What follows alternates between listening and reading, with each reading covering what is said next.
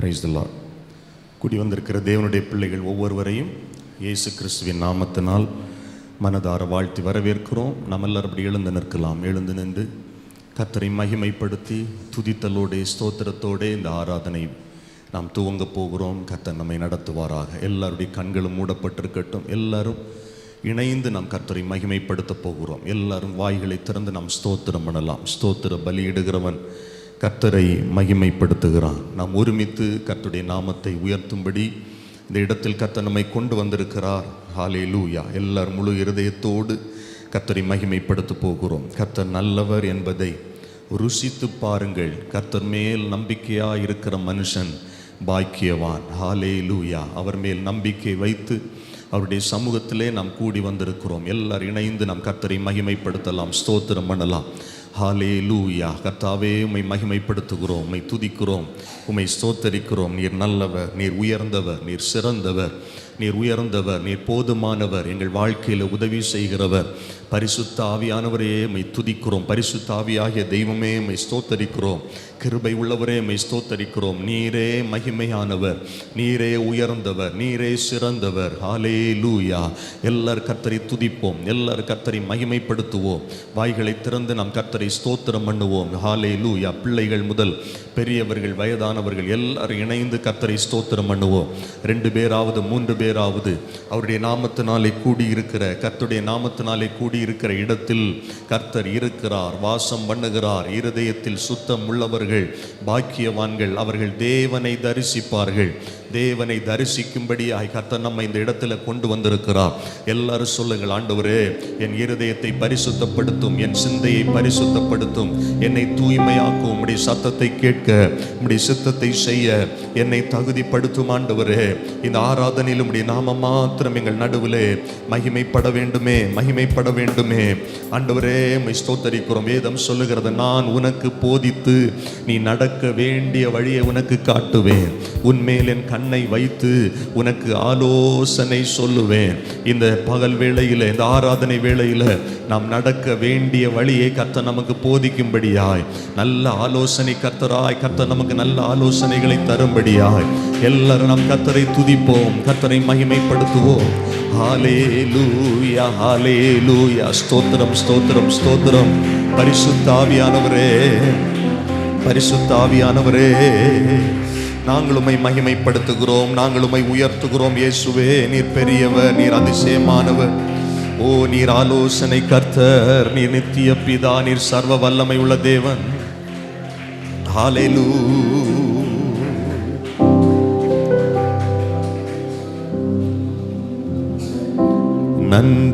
நன்றியோடு நான் துதி பாடுவேன் எந்தன் இயேசு ராஜனே. எனக்காய் நீர் செய்திட்ட நன்மைக்காய் என்றும் நன்றி கூறுவேனா. நன்றியோடு நான் துதி பாடுவேன் எந்தன் இயேசு ராஜனே. எனக்காய் நீர் செய்திட்ட நன்மைக்காய் என்றும் நன்றி கூறுவேனா. என்னடங்கா நன்மைகள் யாவையும் எனக்களித்திடும் நாதனே. எல்லாரும் பாடுவோம். என்னடங்கா நன்மைகள் யாவையும் எனக்களித்திடும் நாதனே. நினைக்காத நன்மைகள் அளிப்பவரே, உமக்கன்றுமே துதியே. எல்லாரும் பாடுவோம். நினைக்காத நன்மைகள் அளிப்பவரே, உமக்கன்றுமே துதியே. கரங்களை உயர்த்தி சொல்லுவோம். நன்றியோடு நான் துதிப்பான் எந்தன் இயேசுராஜனே. எல்லாரும் இணைந்து சொல்லுவோம். எனக்காய் நீர் செய்திட்ட நன்மைக்காய் என்றும் நன்றி கூறுவேன் நான். எல்லாரும் பாடுவோம். நன்றியோடு நான் துதிப்பாடும் எந்தன் இயேசுராஜனே. எனக்காய் எனக்காய் நீர் செய்திட்ட நன்மைக்காய்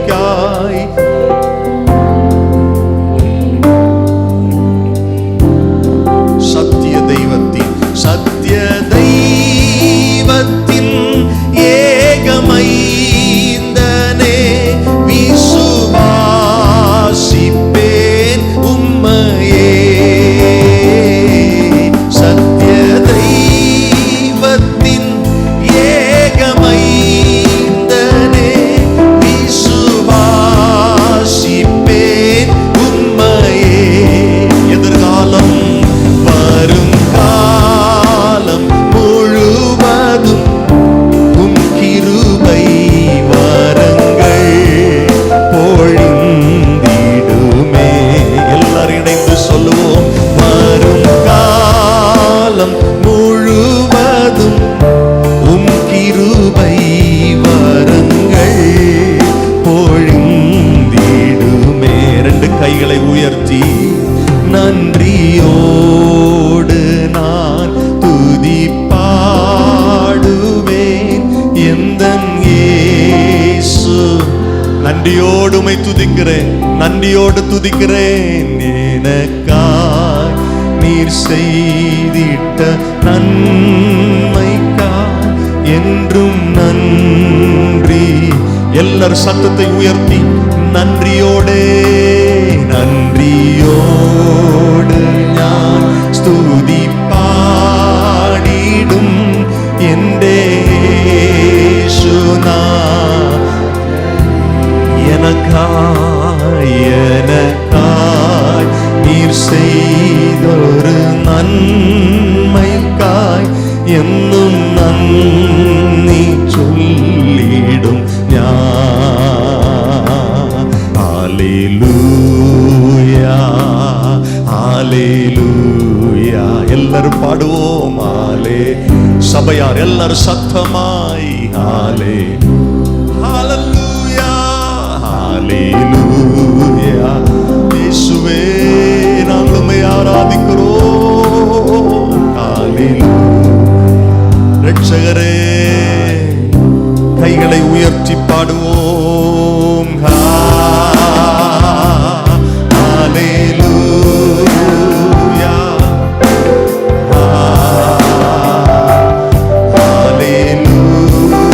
ஹல்லேலூயா ஹல்லேலூயா. இயேசுவே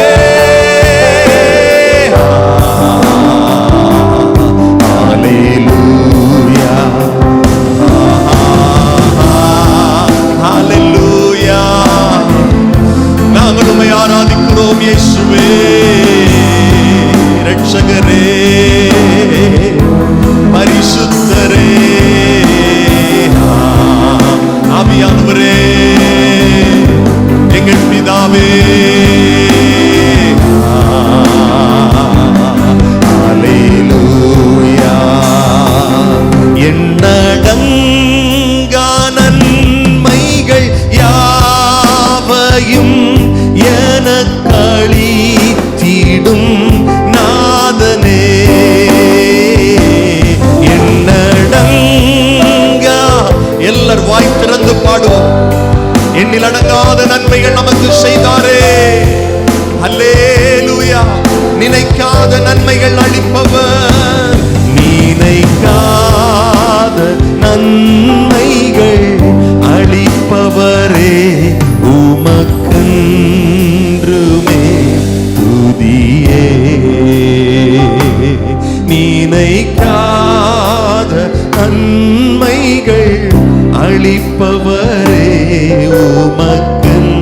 சபையார் எல்லாரும் ஒரு மனதோடு முடிஞ்சா கரங்களை உயர்த்தி நன்றியோடு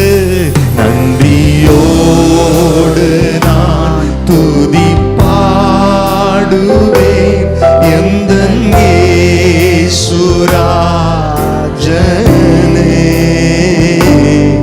எனக்காய் நீர் செய்திட்ட நன்மை. நம்முடைய கரங்கள் உயர்த்தப்பட்டிருக்கும் போது கர்த்தர் மகிமை அடைகிறார். நன்றியோடு நான் துதி பாடுவேன் எந்தன் இயேசுராஜனே, எனக்காய் நீர் செய்திட்ட நன்மைக்காய் என்றும் நன்றி கூறுவேன் நான். எல்லார் கரங்களை தட்டி கர்த்தரை மகிமைப்படுத்துவோம். கர்த்தர் எனக்கு நன்மை செய்தபடியால் நான் அவரை பாடுவேன் என்று சொல்லுகிற எத்தனை பேர் இந்த இடத்துல இருக்கிறீங்க? என் வாழ்வில் கர்த்தர் நன்மை செய்திருக்கிறார். என் வாழ்வில் கர்த்தர் நல்லவராகவே இருக்கிறார், நல்லவராகவே இருந்து கொண்டிருக்கிறார். இனியும் கர்த்தர் எனக்கு நல்லவராகவே இருப்பார். என் வாழ்க்கையில் நன்மைகளை செய்வார். கர்த்தர் நல்லவர் என்பதை ருசித்து பார்க்கத்தக்கதாய், அவர் மேல் நம்பிக்கையாய் இருக்கத்தக்கதாய், கர்த்தர் என்னை நடத்துகிறதற்காய் ஸ்தோத்திரம் என்று சொல்லுகிறவர்கள் ஒரு விசை கூட கைகளை தட்டி கர்த்தரை மகிமைப்படுத்துவோம். நன்றியோடு கர்த்தரை துதிப்போம். Thank you Spirit of God. எங்களை நடத்தும் ஆவியானவரே, எங்களை நடத்தும் ஆவியானவரே, எங்களை தாழ்த்துகிறோம். இந்த ஆராதனையின் ஒவ்வொரு பகுதியிலும் உம்முடைய நாமம் மாத்திரம் உயர்ந்திருக்கட்டும். பாடல் வேளை, ஆராதனை வேளை, ஜெப வேளை, கர்த்தருடைய வார்த்தைகளை தியானிக்கிற வேளை, எல்லாவற்றையும் கர்த்தர் பொறுப்படுத்திக் கொள்ளுங்க. ஆண்டவரே, வந்திருக்கிற ஜனங்களை பலப்படுத்துங்க. வர வேண்டியவர்களை பத்திரமாய் கொண்டு வாங்க ஆண்டவரே. இயற்கை காலநிலைகளை எங்களுக்கு சாதகமாக்கி தாரும். இயேசுவின் நாமத்தில் ஜெபிக்கிறோம் நல்ல பிதாவே, ஆமென், ஆமென். அமர்ந்து கொள்ளுங்கள். நாம் சேர்ந்து கர்த்தரை மகிமைப்படுத்தி பாடுவோம். கர்த்தர் நம்மை நடத்துவார். ஆமென். ஹல்லேலூயா. இன்னைக்கு நன்றி செலுத்துற நாள் போல இன்னைக்கு காலையிலே நன்றியோடு நான் துதி பாடுவேன் பாடியிருக்கிறீங்க. ஆமென். எத்தனை பேர் இன்னைக்கு உண்மையாவே என்னை எல்லா ஆபத்துக்கும் என்னை விலக்கி காத்தார், அதற்காக நான் நன்றி செலுத்த போகிறேன் சொல்றவங்க மாத்திரம் கரங்களை உயர்த்தி ஆமென். அவர் நமக்கு எவ்வளோ நன்மைகளை செய்திருக்கிறார், அதை நினைத்து நம்ம நன்றி செலுத்த போகிறோம். ஆமென். சேர்ந்து எல்லாரும் சேர்ந்து பாடுவோம். நன்றி பலிகள் செலுத்திய நாங்கள் உம்மை ஆராதிக்கிறதுக்கு நாங்கள் இங்கே வந்திருக்கிறோம். நாங்கள் துதி பலிகளை எங்கள் உள்ளத்தின் ஆழத்திலிருந்து செலுத்த போகிறோம். எதுக்காகனா நீங்கள் எங்களுக்கு செய்த நன்மைக்காக. ஆமென். அதை உள்ளத்தின் ஆழத்திலிருந்து நம்ம சொல்லணும். ஆமென். சேர்ந்து பாடலாம். வாதைகள் எல்லாம் நம்மை சூழ்ந்த போது அவருடைய செட்டைகளால் மூடி மறைத்தார். அதெல்லாம் நினைத்து நம்ம நன்றி செலுத்தணும். சேர்ந்து பாடுவோம்.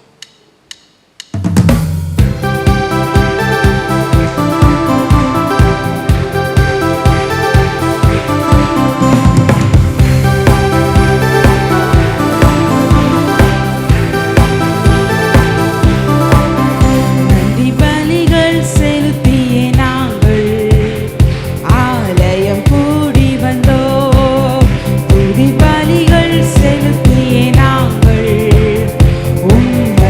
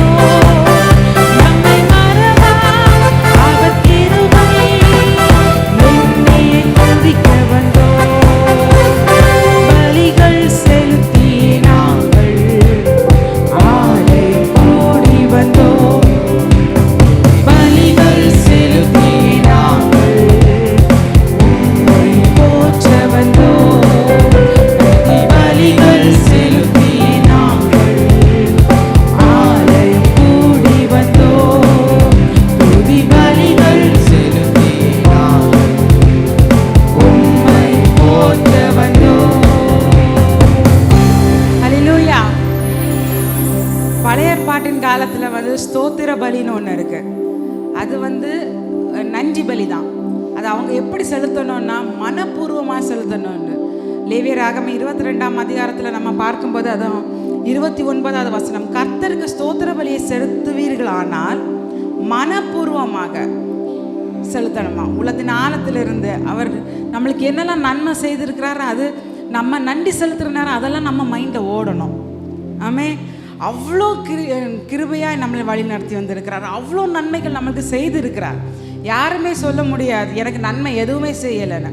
நம்ம இப்போ உயிரோடு இருக்கிறதும் அவருடைய கிருபை தான். அதுவும் ஒரு நன்மை தான். அதற்காகவாது நன்றி செலுத்தணும். நம்ம தேவைகள் எல்லாம் நெருக்கி நம்மளை நின்ற போது, நம்ம ரொம்ப கஷ்டத்தில் இருந்த போது, ஐயோ எனக்கு இவ்வளோ தேவைகள் இருந்த போது நம்மள்ட்ட இருந்த கொஞ்சத்தை பெருக பண்ணார். ஆமென். அற்புதமாய் நம்மளை நடத்தினார். நம்ம கண்ணீர் பாதையிலெல்லாம் நடக்கும்போது அழாதம்மா அப்படின்னு ஒரு குழந்தைய போல, கண்மணியே நீ அழாத அப்படின்னு நம்மளை எவ்வளோ பத்திரமாய் பாதுகாத்தார். அதற்கு நன்றி செலுத்தணும். ஒரு முறை கூட நம்ம இந்த பாடலை பாட போயிடும். தேவைகள் எல்லாம் எனக்கு நெருங்கி நின்ற போது அற்புதமாக என்னை பெருக செய்திருக்கு, அதுக்காக நான் நன்றி செலுத்துகிறேன். நான் ஆபத்தில் இருந்தபோது உம்முடைய செட்டை எங்களை மறைத்தது, அந்த ஆபத்திலிருந்து எங்களை பாதுகாத்தது, அதற்காக நான் நன்றி செலுத்துகிறேன் சொல்ல போகிறாமே.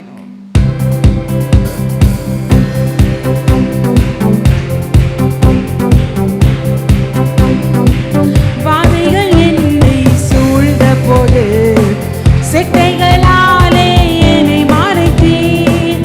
பாதைகள் எல்லாம் காக்கும்படி தூதர்கள் அனுப்பி உதவி செய்தீர். பாதைகள் என்னை சூழ்ந்த போது செட்டைகளாலே என்னை மறைத்தீர். பாதைகள் எல்லாம் காக்கும்படி தூதர்கள் அனுப்பி உதவி செய்தீர். கத்த செய்த நன்மைக்காக நன்றி செலுத்த வந்தோம். நம்மை மறவா அவர் கிருபை எண்ணி துதிக்க வந்தோம். கத்த செய்த நன்மைக்காக நன்றி செலுத்த வந்தோம். நம்மை மறவாத அந்த கிருபைக்கு நன்றி செலுத்துங்க. கிருபை எண்ணி துதிக்க வந்தோம். தேவைகள் பெருகி நின்ற போது அற்புதமாக பெருக வைத்தீர். கண்ணீரின் பாதை திகைத்த போது கண்மணியே என்று என்னை அழைத்தீர். தேவைகள் பெருகின்ற போது அற்புதமாக பெருக வைத்தீர். கண்ணீரின் பாதை திகைத்த போது கண்மணியே என்று என்னை அழைத்து கத்த செய்த நன்மைக்காக சதமாய் நன்றி செலுத்த வந்தோம். நம்மை மறவா அவர் கிருபை எண்ணி துதிக்க வந்தோம். கத்த செய்த நன்மைக்காக நன்றி செலுத்த வந்தோம். நம்மை மறவா அவர் கிருபை எண்ணி துதிக்க வந்தோம். அல்லேலூயா. நம்மளை மறவாத கிருபை நேற்றும் இன்றும் என்றும் மாறாததா இருந்தது நம்மள்கிட்ட. ஆமென். அதற்காக எத்தனை பேர் சொல்றீங்க அந்த கிருபை என்கிட்ட இப்பவும் அவர் காமிச்சு கொண்டே இருக்கிறார், என்னை விட்டு விலக்கவில்லை அப்படி எத்தனை பேர் நம்புறீங்க அந்த கிருபையை?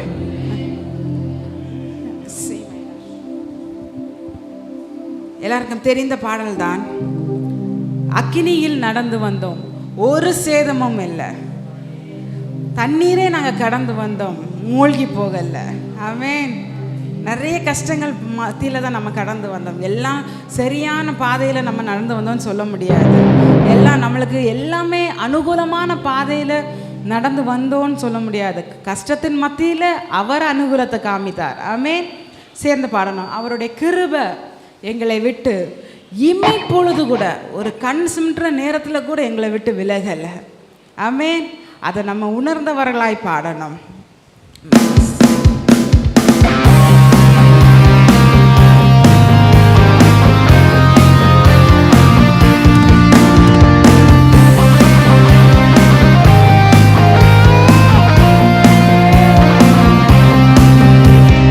அக்கினியில் நாங்கள்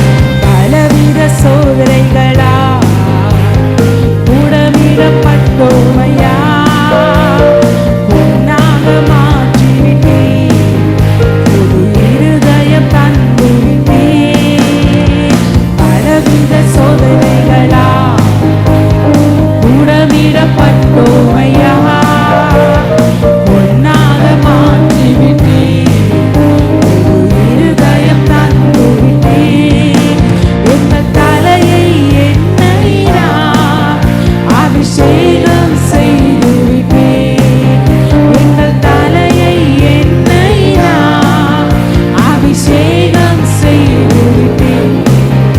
எங்கள் தேவன் நீர், எங்கள் ராஜா நீர், நாங்கள் போற்றிடும் எங்கள் கண்மலை நீர்.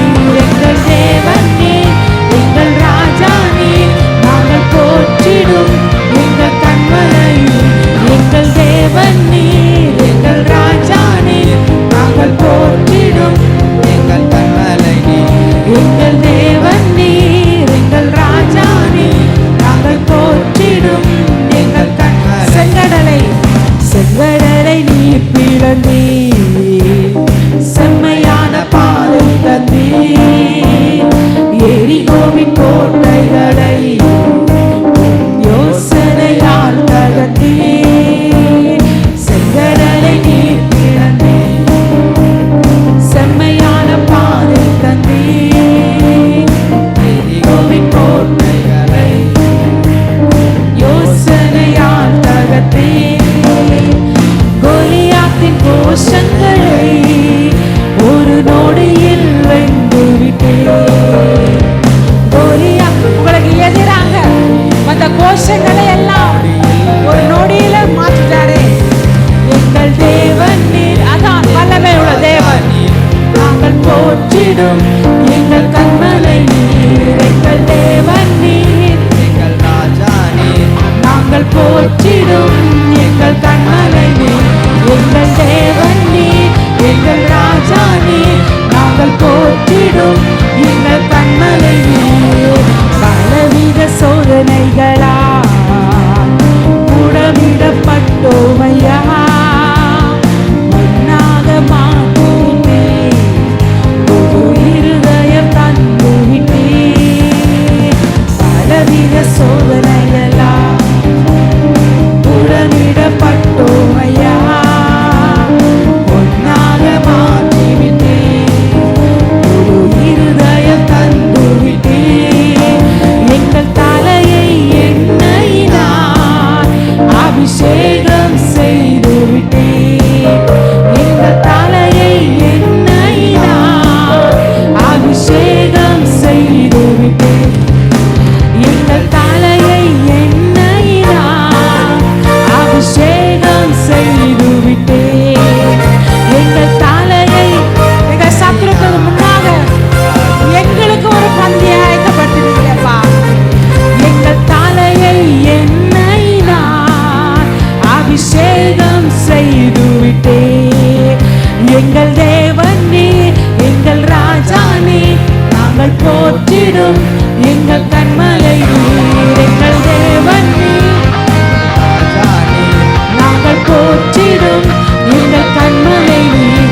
எங்கள் தேவன் நீர், எங்கள் ராஜா நீர், நாங்கள் போற்றிடும் எங்கள் கண்மலை நீர். எங்கள் தேவன் நீர், எங்கள் ராஜா நீர், நாங்கள் போற்றிடும் எங்கள் கண்மலை நீர்.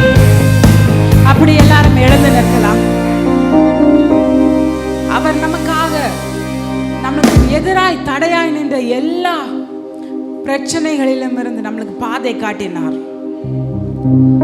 நம்மளுக்கு எதிராக இருந்த கோஷங்களை, கோலியாத்தின் கோஷங்களை ஒரு நொடியில மாற்றிட்டார். இவ்வளோ பெரிய ஆண்டவர். நம்ம அவரை துதிக்கிறதுனால, நம்ம அவருக்கு நன்றி செலுத்துகிறதுனால அவர் நம்மளை காப்பாற்றுகிறவர் அல்ல. அவர் நம்மளை காப்பாற்றுகிறதுனால, நம்ம காப்பாற்றுறதுனால நம்ம நன்றி செலுத்தி அவரை துதிக்கணும்னு இல்லை. அவர் காப்பாற்றலைனால நம்ம அவரை துதிக்கணும். அதுதான் அவர் எதிர்பார்க்கிறாரு. அவர் இவ்வளோ நன்மைகளை செய்கிறாரு. அதற்கு நம்ம தகுதியானவங்க கிடையாது. ஆனாலும் அவர் கிருபையாய் நம்மளுக்கு இறங்கி இருக்கிறார். அவருடைய கிருபை நம்மளை விட்டு ஒரு இமை பொழுதும் மாறல. அதனால தான் அவர் நம்ம தேவன். அவருடைய இரக்கங்களினால தான் நம்ம தேவன். நம்ம எவ்வளோ பாதைகள் மாறி போனது போதும், அவருடைய இரக்கங்கள் நம்மளுக்கு மத்தியில் இருந்தது. எல்லாரும் கரங்களை உயர்த்தி சொல்லுங்க, உங்க கிருபை எங்களை விட்டு ஒரு இமை பொழுதும் மாறலப்பா. கரங்களை உயர்த்தி சொல்லுங்க. இந்த வார்த்தையை உணர்றவங்க மாத்திரம் கரங்களை உயர்த்தி, ஒரு பொழுதும் ஒரு இமை பொழுது கூட உங்களுடைய கிருபை எங்களை விட்டு நீங்களான்னு இந்த வார்த்தையை உணர்றவங்க மாத்திரம் கரங்களை உயர்த்தி உள்ளத்தின் ஆழத்தில் இருந்து சொல்லுங்க. உங்க கிருபை எங்களை விட்டு இமை பொழுதும் விலகலப்பா. உங்க கிருபை எங்களை விட்டு இமை பொழுதும் விலகலப்பா. ஒரு முறை கூட சொல்லுங்க. உங்க கிருபை எங்களை விட்டு இமை பொழுதும் விலகலப்பா. ஏன்னா நீங்க எங்க தேவன், எங்கள் தேவன் நீ, எங்கள் ராஜா நீ, நாங்கள் போற்றிடும் எங்கள் கண்மலை நீ, எங்கள் தேவன் நீ, எங்கள் ராஜா நீ, நாங்கள் போற்றிடும் எங்கள் கண்மலை நீ. நீரே எல்லாம், நீரே எல்லாம், நீரே எல்லாம் இயேசுவே. நீரே எல்லாம், எல்லாரும் ஆராதிப்போம். நீரே எல்லாம், நீரே எல்லாம் இயேசுவே. உயர்வோ தாழ்வோ, மரணமோ ஜீவனோ, நீரே எல்லாம் இயேசுவே. உயர்வோ தாழ்வோ, மரணமோ ஜீவனோ, நீரே எல்லாம் இயேசுவே. ஆராதிப்பே, ஆராதிப்பே, எல்லாரும் ஆராதிப்போம். ஆராதிப்பே இயேசுவே. இன்னும் சத்தத்தை உயர்த்தி பாடுவோம். ஆராதிப்பே, ஆராதிப்பே, ஆராதிப்பே இயேசுவே. இன்பமோ துன்பமோ, சுகமோ வியாதியோ, ஆராதிப்பே இயேசுவே. இன்பமோ துன்பமோ, சுகமோ வியாதியோ, ஆராதிப்பே இயேசுவே. எஜமானனே,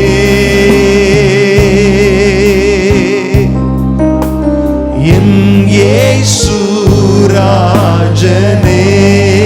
எல்லாரும் இணைந்து ஆராதிப்போம். எஜமானனே, என் இயேசு ராஜாவே, என் இயேசு ராஜனே. என் எண்ணமெல்லாம், என் ஏக்கமெல்லாம் உம் சித்தம் செய்வது தானே. பரமண்டலங்களில் உம்முடைய சித்தம் நிறைவேறுவது போல எண்ணமெல்லாம், என் ஏக்கமெல்லாம் உம் சித்தம் செய்வதில் தானே. உமக்காக தான் வாழ்கிறேன், உம்மைத்தான் நேசிக்கிறேன். எல்லாரும் பாடுவோம் சேர்ந்து. உமக்காக உம்மைத்தான் நேசிப்பேன், உம்மைத்தான் நேசிக்கிறேன். பலியாகி என்னை மீட்டீரே, பலியாகி என்னை மீட்டீரே. பரலோகம், பரலோகம் திறந்தீரையா. ஆமென். பரலோகம் திறந்தீரையா. எஜமானரே, எஜமானரே,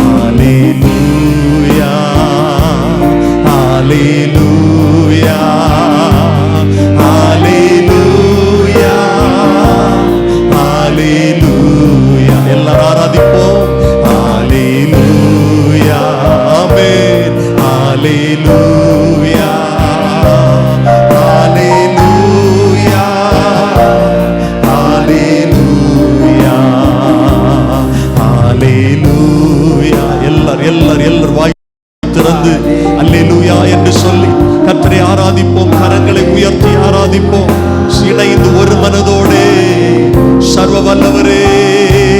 ஹalleluya பரிசுத்தரே. ஹalleluya ஹalleluya ஹalleluya. இந்த இடத்துல நாம் வந்திருக்கிறதன் பிரதான நோக்கம் என்னவென்றால் கர்த்தரை ஆராதிப்பதற்காகத்தான், கர்த்தரை மகிமைப்படுத்துவதற்காகத்தான். எல்லாரும் முழு மனசோடு முடிஞ்சா நல்ல கைகளை தட்டி ஓசை உள்ள கைத்தாளங்களோடு சில நிமிடங்கள் மாத்திரம் வாய்களை திறந்து நல்ல கர்த்தரை ஆராதிக்கலாம். ஆவியின் களி கூறுதலோடு ஆராதிக்கலாம். ஹalleluya ரிமாலா ஷதுனா மாகதரே ரியாந்தானா பாலா ஷதுனா ராதானா. நல்ல நல்ல வாயை திறந்து கர்த்தரை மகிமைப்படுத்துங்க. பின்னால வரைக்கும் எல்லாரும் சகோதரர்கள் எல்லாம் வாயை திறந்து ஸ்தோத்திரம் பண்ணணும். கையை தட்டி வணக்கத்துக்குரிய ஆராதனைக்குரிய நம்ம தெய்வத்தை வெட்கப்படாம வாலிபர்கள் எல்லாரும் நல்ல கையை தட்டி ஆராதிங்க, ஆராதிங்க. ஓசை உள்ள கைத்தாளங்களோடு உற்சாகத்தோடு ஸ்தோத்திர பலிகளை செலுத்தி, ஆமேன், துதி பலிகளை செலுத்துங்கள். ஆமேன். பிள்ளைங்க எல்லாம் ஆராதிங்க. தம்பிமார் எல்லாம் கையை தட்டி வாயை திறந்து ஸ்தோத்திரம் பண்ணுங்க. கர்த்தர் உங்களை ஆசீர்வதிப்பார். கர்த்தர் உங்களை நேசிக்கிறார். தகப்பன்மார் எல்லாரும், சகோதரர்கள் எல்லாரும், ஆமேன், சகோதரிகள், பிள்ளைங்க எல்லாம் கையை தட்டி கர்த்தரை மகிமைப்படுத்துங்க. யாரும் சும்மா நிக்க கூடாது, வேடிக்கை பார்க்க கூடாது. யாரும் சும்மா நின்று ஆமேன் நேரத்தை போக்க கூடாது. கர்த்தரை ஆராதிக்கிற நேரம் இது, கர்த்தருக்குரிய நாள், கர்த்தருக்கு கனத்தை செலுத்துகிற நேரம், கர்த்தரை மகிமைப்படுத்துகிற நேரம், தேவன் மகிமை அடைகிற நேரம். ஓ ஹalleluya ஹalleluya ஹalleluya. நன்றி நன்றி நன்றி நன்றி நன்றி நன்றி. உங்க கிருபை இல்லாம வாழ முடியாது. எத்தனை பேர் உணர்ந்து ஒத்துக்கொள்ளுகிறீர்கள்? உங்க கிருபை இல்லாம வாழ தெரியாதையா. உங்க கிருபை இல்லாம வாழ முடியாதையா. உங்க கிருபை இல்லாம வாழ தெரியாதையா. நான் நிற்பதும் உங்க கிருபைதான், நான் நிலைப்பதும் உங்க கிருபைதான். உண்மையாய் சொல்லுவோம், நான் நிற்பதும் உங்க கிருபைதான், நான் நிலைப்பதும் உங்க கிருபைதான்.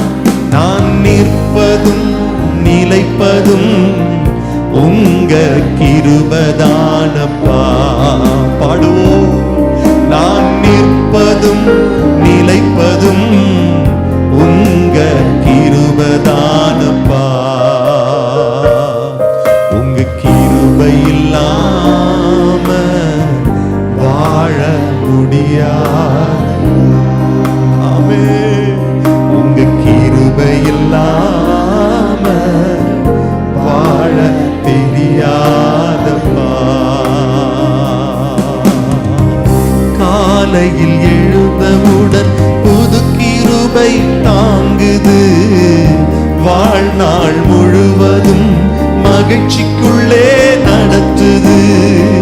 காலையில் எழுந்தவுடன் புது கிருபை தாங்குது, வாழ்நாள் முழுவதும் மகிழ்ச்சிக்குள்ளே நடத்துது. நிர்மூலமாகாமலே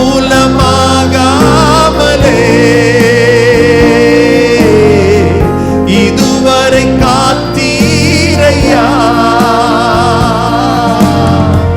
பலவீன நேரங்களில் உம் கிருபை தாங்கினதையா. என் பலனும் என் கோட்டை, உயர்ந்த அடைக்கலம்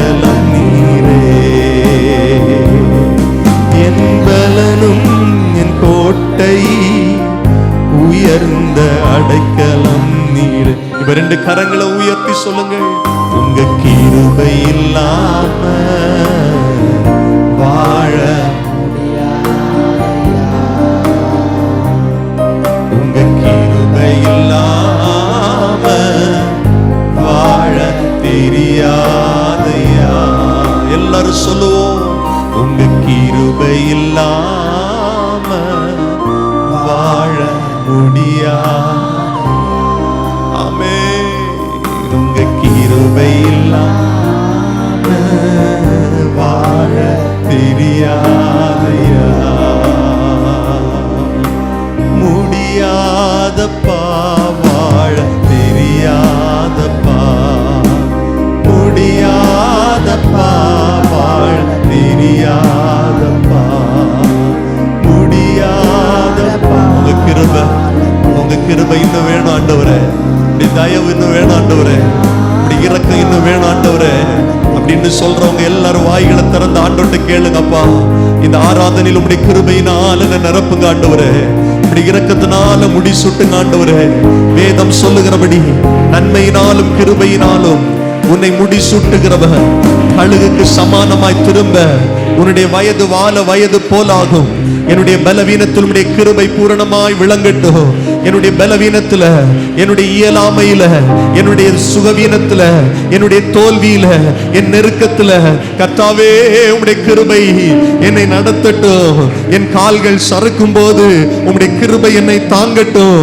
என் கால்கள் சறுக்கும் போது உம்முடைய கிருபை தாங்கட்டும். வலுவாமல் என்னை பாதுகாக்கிற உம்முடைய கிருபையினால் என்னை நிரப்பும் ஆண்டவரே. நல்ல கரங்களை தட்டி கர்த்தரை மகிமைப்படுத்துவோம். கர்த்தர் நல்லவர், கர்த்தர் பெரியவர், கர்த்தர் உயர்ந்தவர், கர்த்தர் சிறந்தவர், கர்த்தர் போதுமானவர். ஓ மாமா கதரா ரியாந்தனா மலாகா ஷதனா ஹல்லேலூயா. இயேசுவே நாங்கள் உம்மை ஆராதிக்கிறோம். பரிசுத்தரே நாங்கள் உம்மை உயர்த்துகிறோம். கடந்த வாரங்கள் எல்லாம் கர்த்தர் நம்மை கிருபையாய் நடத்தினாரே. ஆண்டவருக்கு நன்றி செலுத்தும் விதமா 2 கரங்களை உயர்த்தி ஸ்தோத்திரம் பண்ணுங்க பார்க்கலாம். எல்லாரும் வாய்களை திறந்து சொல்லுங்கள். நன்றி அப்பா, நன்றி இயேசுவே. அப்படியே இந்த வாரம் முழுவதும் கர்த்தர் நம்மை நடத்தும்படியாய், நாம் செய்கிற வேலைகள் தொழில்கள் கர்த்தரால் ஆசீர்வதிக்கப்படும்படியாய் கரங்களை உயர்த்தி ஸ்தோத்திரம் பண்ணுவோம். இந்த வாரத்தில் யாருக்கு எந்த பலவீனங்களும் வராதபடிக்கு கர்த்தர் பாதுகாக்கும்படியாய், விசுவாச குடும்பங்களை சார்ந்த எல்லாரையும் கர்த்தர் பாதுகாக்கும்படியாய், இன்றைக்கு இயற்கை கால சூழ்நிலைகளினால் சபைக்கு வர இயலாதவர்களை கர்த்தர் பாதுகாக்கும்படியாய், அவர்கள் இருக்கிற இடங்களில் அவருடைய நெருக்கங்களை கர்த்தர் மாற்றும்படியாய், அவருடைய பலவீனங்களை மாற்றும்படியாய் கர்த்தரை ஸ்தோத்திரம் பண்ணுவோம். ஆமீன். தொழிலுக்கு சென்றிருக்கிற நம்முடைய பிள்ளைகளை கர்த்தர் சுகபத்திரமாய் பாதுகாக்கும்படியாய் ஸ்தோத்திரம் பண்ணுவோம். ஆமீன். எல்லா விதமான பாதுகாப்பினால் கர்த்தர் மறைக்கும்படியாய் ஸ்தோத்திரம் பண்ணுவோம்.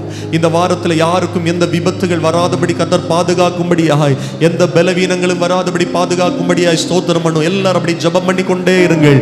வெளிநாடுகளில் வெளியூர்களில் இருக்கிற நம்முடைய விசுவாச குடும்பங்களை சார்ந்த பிள்ளைகளை கர்த்தர் பாதுகாக்கும்படியாய், தெய்வீக சுகத்தினால் நிரப்பும்படியாய் கர்த்தரை மகிமைப்படுத்துவோம், ஸ்தோத்திரம் பண்ணுவோம். ஹல்லேலூயா. பரிசுத்தரே நாங்கள் உம்மை மகிமைப்படுத்துகிறோம். இரட்சகரே நாங்கள் உம்மை மகிமைப்படுத்துகிறோம். எங்கள் பிதாவே. ஹல்லேலூயா. இந்த உலகத்துல பூமியில நிறைய, கொஞ்சம் வால்யூம் ரெடியூஸ் பண்ணி வாசி, நிறைய நோய்கள், மருத்துவர்களால கண்டுபிடிக்க முடியாத நோய்கள் கூட இன்னைக்கு நிறைய ஜனங்களிடத்துல பரவி இருக்கிறது. இன்னைக்கு விசேஷமா நம்ம விசுவாச குடும்பங்களை சார்ந்த ஒவ்வொரு உறவுகளுக்காக, சொந்தங்களுக்காக நம்ம ஜெபம் பண்ண போறோம். எதுக்குன்னா, ஆண்டவரே நாங்கள் வாழுகிற காலத்திலும் எங்களுடைய எதிர்காலத்திலும் எங்களுக்கோ எங்கள் பிள்ளைகளுக்கோ சாபத்தினால் உண்டாகிற இந்த பூமிக்குரிய எந்த வியாதிகளும் எங்கள் ஜனங்களுடைய சரீரத்தை தொடக்கூடாது. அப்படி 2 கரங்களை உயர்த்தி ஆண்டுடைய உன்னதமானுடைய மறைவுக்குள்ளாய், சர்வ வல்லவருடைய நிழலுக்குள்ளாய் கர்த்தர் பாதுகாக்கும்படி நம்முடைய வாலிப தம்பிமார, வாலிப பிள்ளைங்களை, சிறு பிள்ளைகளை, வயதானவர்களை, பூரண வயதுல, ஆமே நம்முடைய சபையில் இருக்கிறவங்க பூரண வயது வரை வாழணும். ஆமே. மோசே 120 வயது வரையிலும் அவருடைய கண் பார்வை கண் இருளடையவில்லை என்று வேதம் சொல்லுகிறது. அப்படிப்பட்ட ஆசீர்வாதம், அப்படிப்பட்ட சரீர சுகம் நம் பூமியில வாழும்போது வேதனை இல்லாமல் வாழணும். பூமியில வாழும்போது ஆமேன் வியாதி இல்லாமல் வாழணும். கர்த்தர் அப்படிப்பட்ட ஆசீர்வாதங்களினால் நம்மை நிரப்பும்படி எல்லாரும் ஜெபம் பண்ணுவோம். ஆண்டவரே, எல்லா விதமான விஷ கிருமிகள், காய்ச்சல்கள் என்றவரே, எந்த விதமான கேன்சர், இந்த மாதிரி எந்த கொள்ளை நோய்களும் எங்கள் ஜனங்களை தொடக்கூடாது. ஆண்டவரே, இம்மட்டும் நீர் பாதுகாத்து வருகிறது கிருபை, தொடர்ந்து கிருபை எங்கள் குடும்பங்கள் மேல இருக்கணும். எங்கள் குடும்பங்கள் மேல இருக்கணும். நாங்கள் இந்த பகல் வேளையில் இந்த ஆராதனையில் செய்கிற ஜெபம் எங்கள் வாழ்நாளெல்லாம் நன்மையும் கிருபையும் தொடரத்தக்கதாக, எங்கள் வாழ்நாளெல்லாம் பாதுகாக்கத்தக்கதாக, கர்த்தரிடத்தில் உன்னத வல்லமையை நிறைவாய் நாங்கள் அனுபவிக்கத்தக்கதாக இந்த நாட்களில் உம்முடைய கிருபையினால் எங்களை நிரப்பும் ஆண்டவரே. ஹல்லேலூயா. நன்மையும் கிருபையும் உன்னை தொடரும். ஜீவனுள்ள நாட்களெல்லாம் நீ எருசலேமின் வாழ்வை காண்பாய், பாதுகாப்பின் வாழ்வை காண்பாய். நன்றி நன்றி நன்றி நன்றி பரிசுத்தரே. நீர் எங்களை நடத்தணும் ஆண்டவரே. எங்கள் குடும்பங்களை நீங்க நடத்தணும் ஆண்டவரே. உம்முடைய சட்டைகளின் மறைவுக்குள்ள எங்களை பாதுகாத்துக் கொள்ளுங்க. நன்றி நன்றி. தொடர்ந்து நம்முடைய தேசத்தில் நடைபெறுகிற தேர்தலுக்காய் 6 கட்டங்கள் முடிந்தது. ஒரே ஒரு தேர்தல், ஒரே ஒரு நாள் மட்டும் இருக்குது. ஆண்டவர் எல்லாவற்றையும் பார்க்கிறார்ல, நம்ம தேசத்தின் சூழ்நிலைகளை பார்க்கிறார். கர்த்தருடைய சித்தம் நிறைவேறும்படியாய் தொடர்ந்து 2 கரங்களை உயர்த்தி கர்த்தரை நோக்கி பார்ப்போம். ஆண்டவரே, எங்களுடைய யோசனைகள் அல்ல, எங்களுடைய வழிகள் அல்ல, எங்களுடைய நினைவுகள் அல்ல, உம்முடைய நினைவுகள். எங்கள் தேசத்தின் மேல் நீர் என்ன நினைவாய் இருக்கிறீரோ, என்ன நினைத்திருக்கிறீரோ அது நடக்கணும். ஆண்டவரே, யார் வேணும்னாலும் பிரதமராக வரட்டும், ஆனா அவர்களை நீர் ஆளுகை செய்ய வேண்டும். அவருடைய சிந்தை உம்மாலே ஆளப்பட வேண்டும். எங்களுடைய நாடாளுமன்றம் கர்த்தரால் ஆளப்பட வேண்டும். அங்கே எடுக்கப்படுகிற சட்டங்கள் எல்லாம் கர்த்தருடைய ஆண்டவரே நேரடி கண்காணிப்பில் இருக்க வேண்டும். எங்கள் தேசம் முழுவதிலும் இருக்கிற அதிகாரங்கள் மேல கர்த்தருடைய வல்லமை நிறைவாய் இருக்க வேண்டும். ஆட்சி செய்கிறவர்களே ஆண்டவரே அதிசயப்பட வேண்டும். இது எங்களால் உண்டானது அல்ல, ஏதோ ஒரு தெய்வீக சக்தி எங்களை நடத்துகிறது என்று சொல்லத்தக்கதாக தேவனுடைய மகிமை எங்கள் இந்திய தேசத்தின் மேல் அடுத்த 5 ஆண்டு ஆட்சியில் நிறைவாய் இறங்க நாங்கள் இப்பொழுதே ஜெபிக்கிறோம். புதியதாக அமையப்போகிற அமைச்சரவை, புதியதாக பொறுப்பேற்க போகிற பிரதமர் எல்லாரையும் கர்த்தர் ஆளுகை செய்யுங்க ஆண்டவரே. ஹல்லேலூயா. ஆண்டவரே, நல்ல ஸ்ட்ராங்கான ஒரு ஸ்டெடியான கவர்மெண்ட் அடுத்த 5 ஆண்டுகளில் வரணும். அதே போல நல்ல ஸ்ட்ராங்கான ஸ்டெடியான எதிர்க்கட்சியும் வரணும் ஆண்டவரே. ஜனநாயக முறைப்படி எங்களுடைய நாடாளுமன்றம் இயங்கணும். சர்வாதிகாரத்தில் இயங்கக்கூடாது, மதவாதத்தினால இயங்கக்கூடாது, மதவாத சக்திகளினால் இயங்கக்கூடாது. எல்லா ஜனங்களையும் சமமாய் பார்க்கத்தக்கதாக ஒரு சமத்துவ ஆட்சியை அடுத்த 5 ஆண்டுகளில் கர்த்தர் எங்களுக்கு நீர் தருகிறதற்காய் ஸ்தோத்திரம். Thank you Jesus. இந்திய இறையாண்மையை களங்கப்படுத்துகிற ஆண்டவர் எந்த அரசியல் அமைப்பில் எந்த திருத்தமும் கொண்டு வராத சுமூகமான நல்ல ஆட்சியை அடுத்த 5 ஆண்டுகளில் நீ தரப்போகிறதற்காய் ஸ்தோத்திரம் ஆண்டவரே. உம்மை நாங்கள் உயர்த்துகிறோம், உம்மை நாங்கள் மகிமைப்படுத்துகிறோம். அதே போல எல்லா நம்முடைய நாட்டில் இருக்கிற எல்லா கவர்மெண்ட் அஃபிஷியல்ஸ் ஆண்டுடைய கரங்களில் கொடுத்து ஜெபம் பண்ண போகிறோம். கரங்களை உயர்த்தி ஆமே. நம்முடைய தமிழ்நாட்டில் இருக்கிற ஒவ்வொரு துறைகள் கர்த்தரால் ஆசீர்வதிக்கப்படணும். எல்லாரும் நம்ம ஜெபம் பண்ணணும் பாருங்க. ஆமே. இந்த ஆராதனை வந்திருக்கிற எல்லாரும் உங்களுடைய கரங்களை உயர்த்தி இந்திய தேசத்தில் இருக்கிற ஒவ்வொரு துறைகள் ஆமீன், மிலிட்ரி ஃபோர்ஸில் இருந்து நேவி எல்லாவற்றிலும் ஆண்டுடைய கரம் வெளிப்படணும். வெளியுறவுத்துறை ஆமீன், உள்துறை, இன்னும் ஃபினான்ஸ், அதே போல் ஆமீன் கால்நடைத்துறை, அதே போல் தமிழ்நாட்டில் இருக்கிற ஒவ்வொரு துறைகள் ஆமீன், ஒவ்வொரு அஃபிஷியல்ஸ் எங்கள் ஆண்டுடைய கரங்களில் கொடுத்து ஜெபம் பண்ண போகிறோம். கலெக்டர்ஸ், தாசில்தார், மந்திரிகள், இன்னும் அரசு அதிகாரிகள் உயர் அதிகாரிகள், IAS அதிகாரிகள், எல்லாரும் IPS அதிகாரிகள், இன்னும் விஞ்ஞானிகள் எல்லாரும் ஆண்டவருடைய பாதுகாப்பில் நாங்கள் தருகிறோம். ஆண்டவர், ஒரு பெரிய பதட்டமான நிலை உலகளாவிய வகையில் இருக்கிறது. எங்கள் தேசத்தை கர்த்தர் பாதுகாத்து கொள்ளுங்க ஆண்டவரே. எங்கள் தேச மக்களை கர்த்தர் பாதுகாத்து கொள்ளுங்க ஆண்டவரே. உம்முடைய அன்பின் கரங்களில் ஒப்பு கொடுக்கிறோம், ஜெபிக்கிறோம் ஆண்டவரே. எங்கள் இந்திய தேச மக்கள் எல்லாரும் ரட்சிக்கப்படணும்னு சொல்றவங்க 2 கரங்களை உயர்த்தி ஜெபம் பண்ணிடலாமா? இயேசுவே, எங்கள் இந்திய தேசத்தில் அன்பு பெருகணும். அன்பு பெருகணும்னா இயேசுவை அவர்கள் அறியணும் ஆண்டவரே. இரட்சகராம் இயேசுவை அறிந்து கொள்ளணும். பாதாளத்திற்கு நேராய், நரகத்திற்கு நேராய் சென்று கொண்டிருக்கிறவர்கள் ரட்சிக்கப்படணும் ஆண்டவரே. விபச்சாரம் செய்கிறவர்கள் மனம் திரும்பணும்.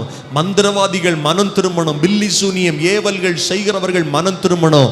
மதவாதத்தை ஆண்டவரே, பயங்கரவாதிகள், மதவாதிகள், பயங்கரவாதிகள் மனம் திரும்பணும். உயர் அரசியல் தலைவர்கள் மனம் திரும்பணும். ஒரு பெரிய ரிவைவலை அடுத்த 5 ஆண்டுல எங்கள் தேசத்தில் நீர் கட்டவிழ்க்கிறதற்காய் ஸ்தோத்திரம். சபைகள் தேசத்தில் பெருகட்டும்.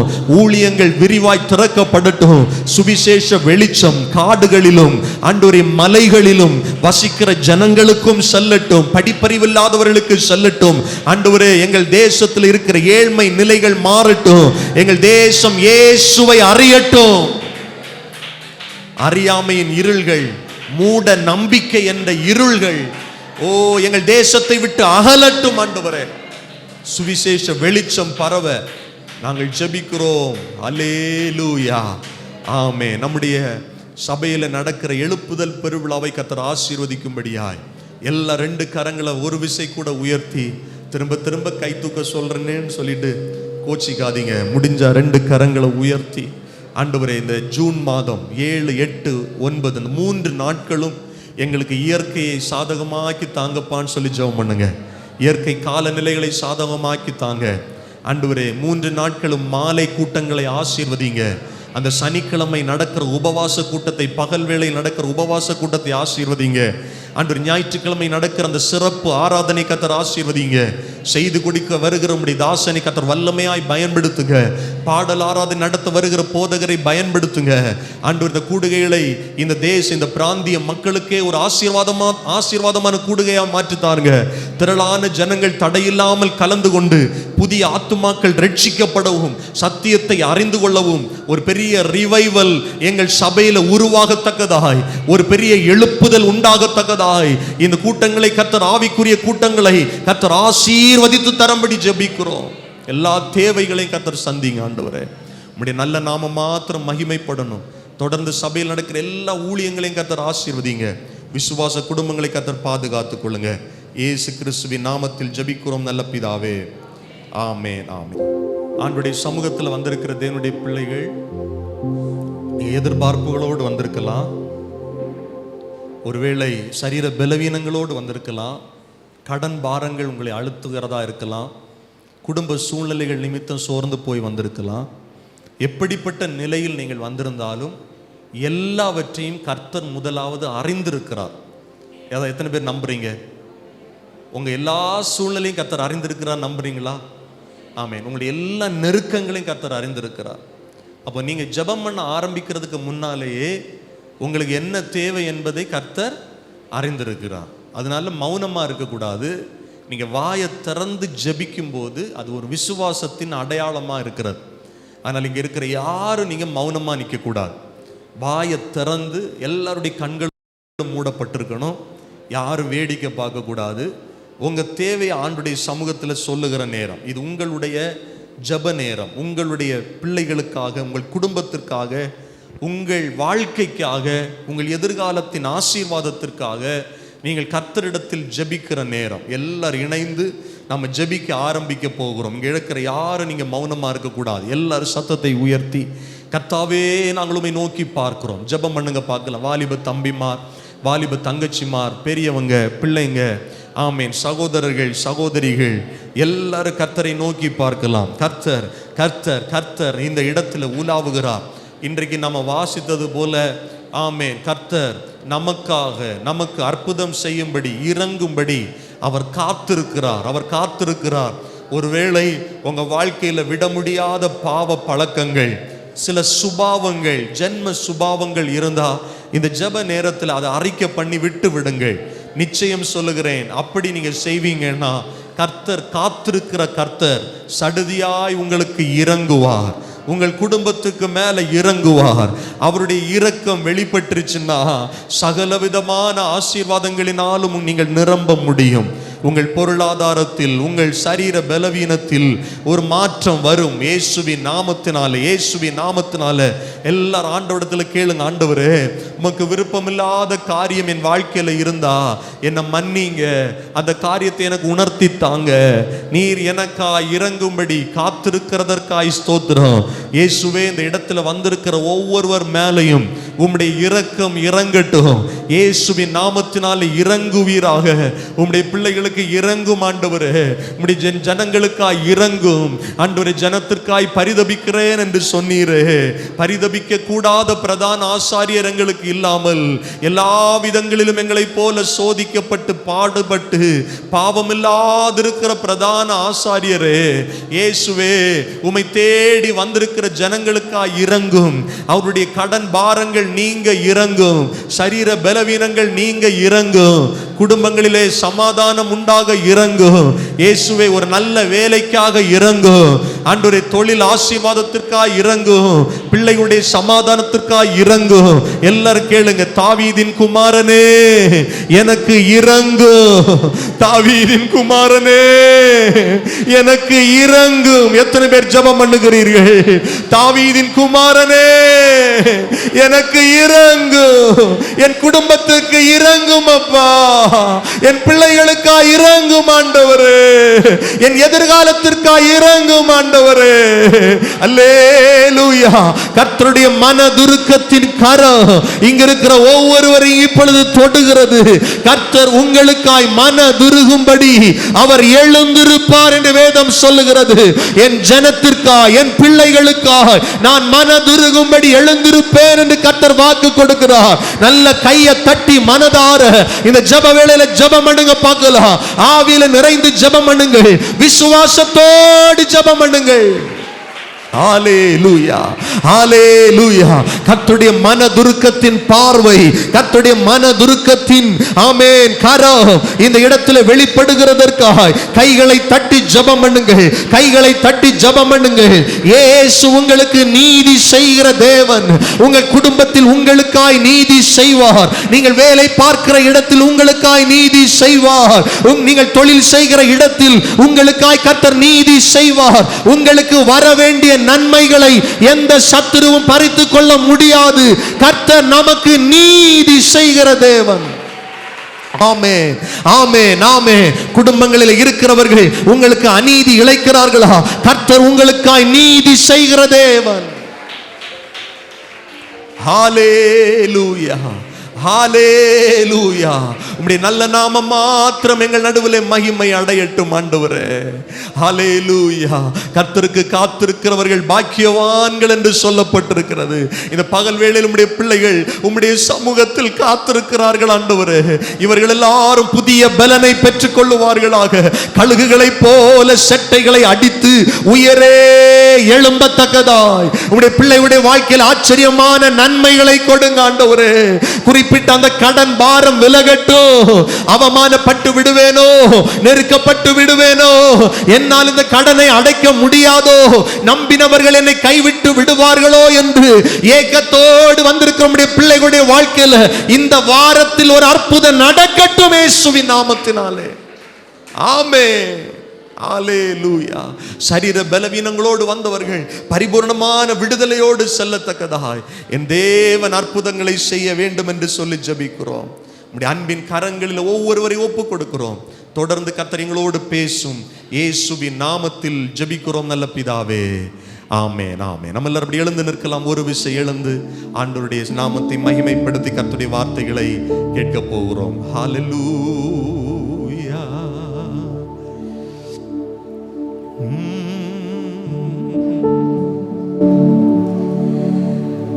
நீர் பெரியவர், நீர் அற்புதர், நீர் உயர்ந்தவர். எத்தனை பேர் சொல்லுவீங்க?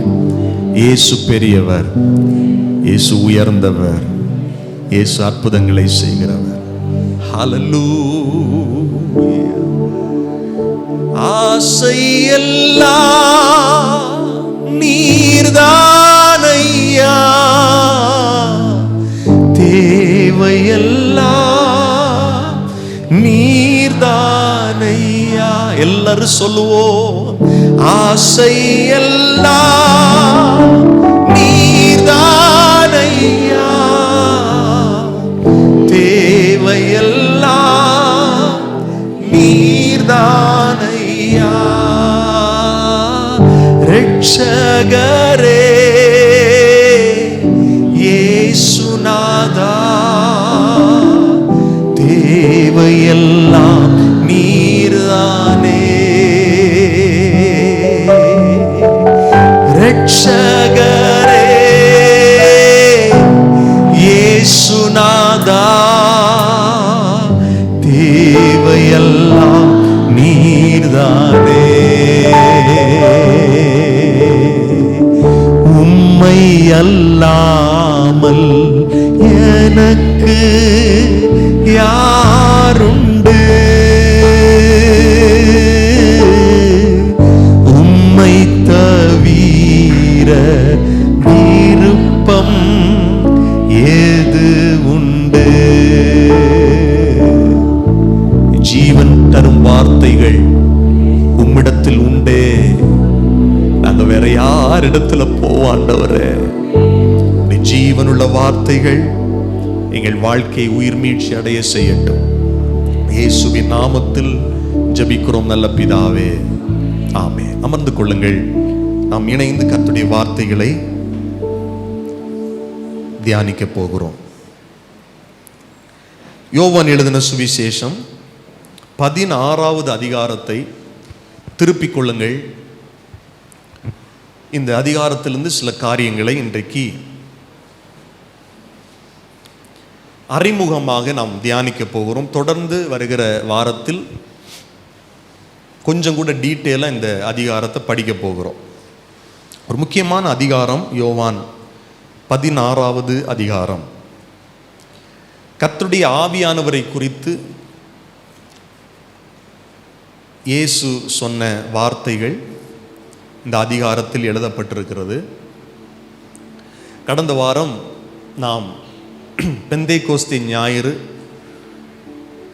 நினைவு கூர்ந்தோம். அதில் பெந்தேகோஸ்தே நாளில் பரிசுத்த ஆவியானவர் ஊற்றப்பட்ட நிகழ்வையும், பரிசுத்த ஆவியின் நிறைவினால் பேதுரு பிரசங்கம் பண்ணின பிரசங்கத்தையும், ஜனங்கள் மனம் திரும்பி ரட்சிக்கப்பட்டு ஞான ஸ்நானம் பெற்றுக்கொண்டு சபையிலே சேர்க்கப்பட்டதையும் நாம் தியானித்தோம். அப்போ பெந்தேகோஸ்தே நாள்தான் 2000 வருடங்களுக்கு முன்பாக, குறிப்பாக அப்போஸ்தலர் 2வது அதிகாரத்தில் சொல்லப்பட்ட அந்த நாள்தான் சபை உருவானது. சபை உருவான நாள் பெந்தேகோஸ்தே நாள்.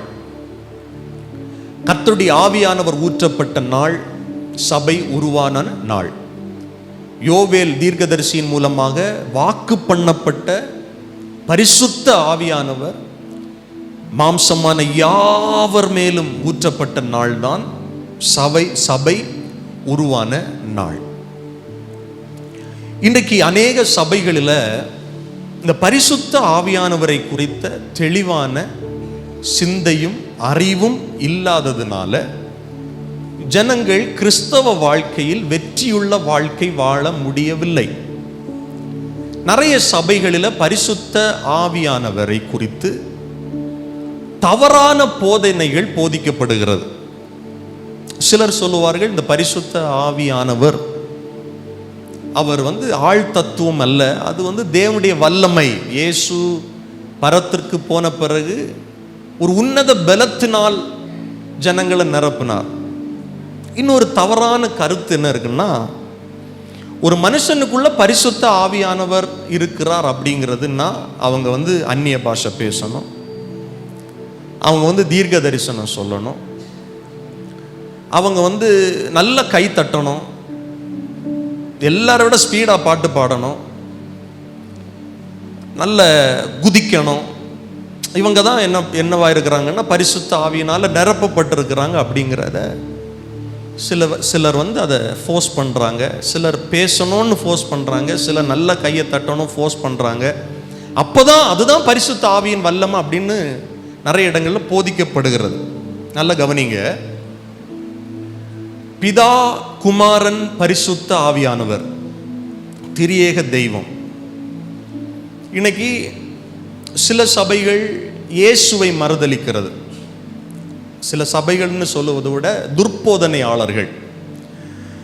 சிலர் பரிசுத்த ஆவியானவரை மறுதலிக்கிறார்கள், சிலர் பிதாவை மறுதலிக்கிறார்கள். இப்போ இயேசு வாழ்ந்த காலத்தில் பிதாவுடைய ரோல் இல்லை, அதோட இயேசு இந்த பூமிக்கு வந்த உடனே பிதாவுடைய இது முடிஞ்சிருச்சு.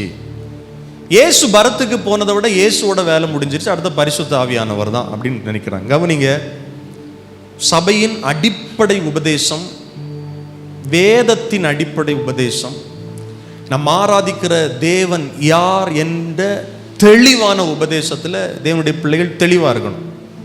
பிதா அவர் எப்போதும் இருக்கிறார், எல்லா காலத்திலும் இருக்கிறார்.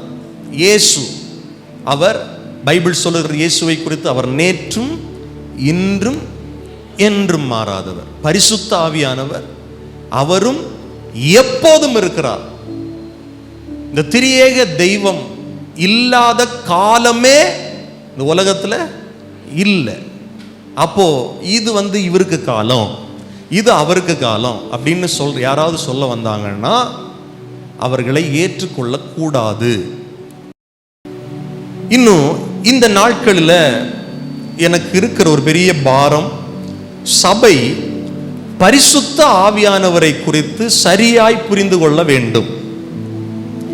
இப்போ ஐயோ அவரை மாதிரி எனக்கு ப்ரேயர் பண்ண முடியல, இந்த சகோதரி பேசுறது மாதிரி என்னால் அந்நிய பாஷை பேச முடியல, அப்போ என்னை விட அவங்களுக்கிட்ட நிறைய வல்லமை இருக்கு, நிறைய வரம் இருக்கிறது அப்படின்னு நினைக்கிறது ஒரு தவறான ஒரு கண்ணோட்டம்.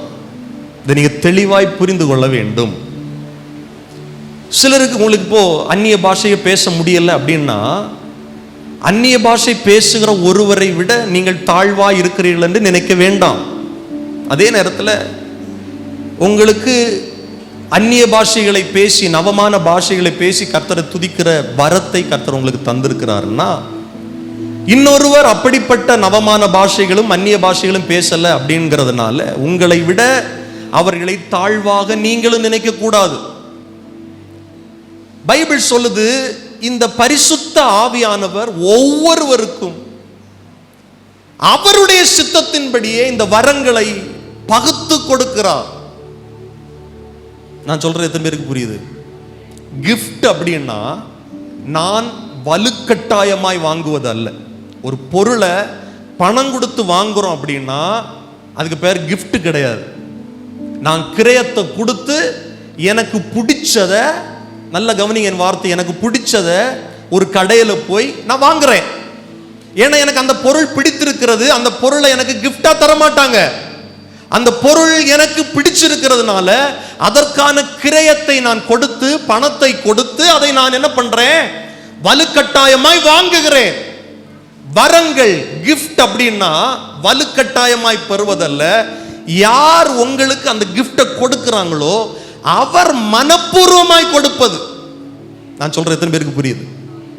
அப்போ பரிசுத்த ஆவியின் வரம் சும்மா அந்நிய பாஷை பேசுறது மட்டும் இல்ல, தீர்க்க தரிசனம் பேசுறது மட்டும் இல்ல. வேத வல்லுநர்கள் இந்த வசனங்களை ஆராய்ந்து பார்க்கிறது, 20க்கு மேற்பட்ட வரங்கள் பரிசுத்த ஆவியானவரால் சபைக்கு கொடுக்கப்படுகிறது என்று சொல்லப்பட்டிருக்கிறது. ஒரே அதிகாரத்தில் 9 விதமான வரங்கள் எழுதப்பட்டிருக்கிறது. ஆனால் முழு வேதாகமத்தையும் புதிய ஏற்பாட்டை நம்ம தியானித்து பார்க்கும்போது அதற்கு 9க்கும் மேற்பட்ட வரங்கள் சபையின் வளர்ச்சி வரங்களாக கர்த்தருடைய ஆவியானவர் கொடுத்திருக்கிறார். கர்த்தருக்கு சித்தமானால் வருகிற நாட்களில் ஒவ்வொரு வரங்களை குறித்து நான் சபைக்கு போதிக்கலாம் என்று நினைக்கிறேன். கர்த்தருடைய ஆவியானவர் உதவி செய்தால், தேவனுடைய சித்தம் இருந்தால் தொடர்ந்து நாம் கர்த்தருடைய ஆவியானவர் கொடுக்கிற வரங்களை குறித்து தியானிக்க போகிறோம். இன்னைக்கு ஒரு அறிமுகமாக பரிசுத்த ஆவியானவரை குறித்து இயேசு சொன்ன வார்த்தைகளை உங்களுக்கு உங்கள் முன்பாக நான் காண்பிக்கலாம் என்று நினைக்கிறேன். கவனிங்கள், அப்ப பரிசுத்த ஆவியானவர்னு சொன்ன உடனே வரங்கள் அவ்வளவுதான் நினைச்சிடக்கூடாது. வரங்களை கொடுப்பவர் மாத்திரம் அவருடைய வேலை இல்லை. கிறிஸ்தவ வாழ்க்கையில பரிசுத்த ஆவியானுடைய செயல்பாடு, அவருடைய பங்களிப்பு ரொம்ப ரொம்ப முக்கியம். ஒரு மனிதனை மீட்கிற திட்டத்தில் பரிசுத்த ஆவியானுடைய பங்கு, இந்த உலகத்தை படைத்ததில் பரிசுத்த ஆவியானுடைய பங்கு, கிறிஸ்துவுடைய பிறப்பில் பரிசுத்த ஆவியானுடைய பங்கு, கிறிஸ்துவுடைய வாழ்க்கையில் பரிசுத்த ஆவியானுடைய பங்கு, கிறிஸ்துவுடைய உயிர்த்தெழுதலில் பரிசுத்த ஆவியானுடைய பங்கு, கிறிஸ்து பலி செலுத்தப்பட்ட போது அதுல பரிசுத்த ஆவியானுடைய பங்கு. கர்த்தருக்கு சித்தமானால் ஒவ்வொன்றையும் வருகிற காலங்களில் நாம் தியானிக்கலாம். ஆனா இன்னைக்கு ஒரு அறிமுகமா இயேசு இந்த பரிசுத்த ஆவியானவரை குறித்து சீஷர்களிடத்தில் எப்படி அறிமுகப்படுத்துகிறார் என்று ஒரு சில காரியங்களை பார்க்க போகிறோம். இயேசுவுடைய கடைசி கால ஊழியம், அதாவது இயேசு தாம் காட்டி கொடுக்கப்பட்ட அந்த நேரத்திற்கு சற்று சில மணி நேரங்களுக்கு முன்பாக பேசிய வார்த்தைகள் தான் யோவான் 16வது அதிகாரத்தின் அந்த பகுதிகளில் நாம் பார்க்கிறோம். ஆண்டவர் முதல் இந்த அதிகாரத்தை நான் 3ஆ பிரிச்சுக்கிறேன். நான் படித்ததில் எனக்கு கர்த்தருடைய ஆவியானவர் எனக்கு கற்றுக் கொடுத்தபடி இந்த அதிகாரத்தை 3 பகுதிகளாக நான் பிரிக்கிறேன். அதோட இன்ட்ரோடக்ஷன் மட்டும் இன்னைக்கு நான் உங்கள்கிட்ட பேச போகிறேன். முதல் பகுதி கிறிஸ்தவர்கள் இல்லைன்னா சீஷர்கள், அப்போஸ்தலர்கள், இயேசுவை ஏற்றுக்கொண்டவர்கள் இந்த உலகத்தினாலும் ஜனங்களினாலும் பிசாசினாலும் படப்போகிற உபத்திரவத்தை குறித்து சொல்லுகிறார். நடுப்பகுதி 2வது பகுதி, அந்த உபத்திரவத்திலிருந்து ஒரு மனுஷன் சர்வே ஆகணும், சாட்சியா கிறிஸ்துவுக்கு நிக்கணும்னா பரிசுத்த ஆவியானுடைய பங்களிப்பை சொல்லுகிறார். பரிசுத்த ஆவியானவர் வரும்போது என்ன செய்வார் அப்படிங்கிறத சொல்றார். 3வது பகுதி, இவ்வளவு நேரம் இவ்வளவு நாட்கள் நீங்க என்னோடு கூட இருந்தீங்க, ஆனா கொஞ்ச காலம் நீங்க என்ன பார்க்க மாட்டீங்க. அப்ப அவருடைய மரணத்தை குறித்து பேசும்போது அவர் இல்லை அப்படிங்கிறத நினைக்கும் போது சீஷர்கள் மிகுந்த துக்கப்படைகிறாங்க. அப்போ பிசிக்கலா இயேசு அவர்களோடு இல்லாத போது அவர்களுக்கு துக்கம் வருகிறது. அந்த துக்கம் எப்படி சந்தோஷமாய் மாறும்? இந்த அதிகாரத்துல அந்த வசனம் இருக்கு. உங்கள் துக்கம் சொல்லுங்க சந்தோஷமாய் மாறும். பரிசுத்த ஆவியானவரால் கிடைக்கப்பெறுகிற சந்தோஷத்தை குறித்து, அப்போஸ்தலர்களுக்கு கிடைக்க போகிற சந்தோஷத்தை குறித்து, கிறிஸ்தவர்கள் இந்த பரிசுத்த ஆவியினால அவர்கள் அடைய போகிற அந்த ஜாய்ஃபுல், அப்படின்னா இந்த ஹாப்பிக்கும் ஜாய்க்கும் வித்தியாசம் இருக்கு. எத்தனை பேருக்கு தெரியும் தெரியல. ஹாப்பி அப்படின்னா நம்மை சுற்றிலும் நடக்கிற காரியங்களினால் நாம் சந்தோஷப்படுவது. ஜாய் அப்படின்னா நமக்கு நம்மை சுற்றிலும் நடக்கிற காரியங்களை குறித்து சந்தோஷப்படுவதல்ல, என்ன நடந்தாலும் என்ன நடக்கலைன்னாலும் நமக்குள்ள அந்த சந்தோஷம் இருந்துகிட்டே இருக்கும். அதுதான் இயேசு கொடுக்கிற சமாதானம், பரிசுத்த ஆவியானவர் கொடுக்கிற சந்தோஷம். சரி, இது முதல் பகுதியில் இயேசு 1, 2, 3, 4 அதில் 6 வசனங்களை வாசித்து பார்க்கும்போது கர்த்தர் சொல்றார், ஒரு ஆளை ஆண்டவர் எவ்வளவு ப்ரிப்பேர் பண்றாருன்னு பாருங்களேன். கவனிங்க, நம்ம ஆண்டவர் ஒரு மனுஷனை எவ்வளவு விசாரிக்கிறார் என்பதற்கு ஒரு சிறந்த உதாரணம். நான் சொன்ன இயேசு காட்டி கொடுக்கப்படுவதற்கு சில மணி நேரத்துக்கு முன்னாடி பேசின வார்த்தைகள். இந்த இடத்துல நம்மளை கொஞ்சம் யோசிச்சு பாருங்க. கொஞ்ச நேரத்தில் என்ன பிடிச்சி ஜெயிலில் போட போறாங்க, அது எனக்கு தெரியுது அப்படின்னு வச்சுக்கோங்க. நமக்கு தெரியுது நம்மளை பிடிச்சி கொலை பண்ண போறாங்க. தெரிஞ்சா நம்ம அதிகமாக எதை பற்றி பேசுவோம் சொல்லுங்க? நம்மளை பற்றி தானே பேசுவோம்.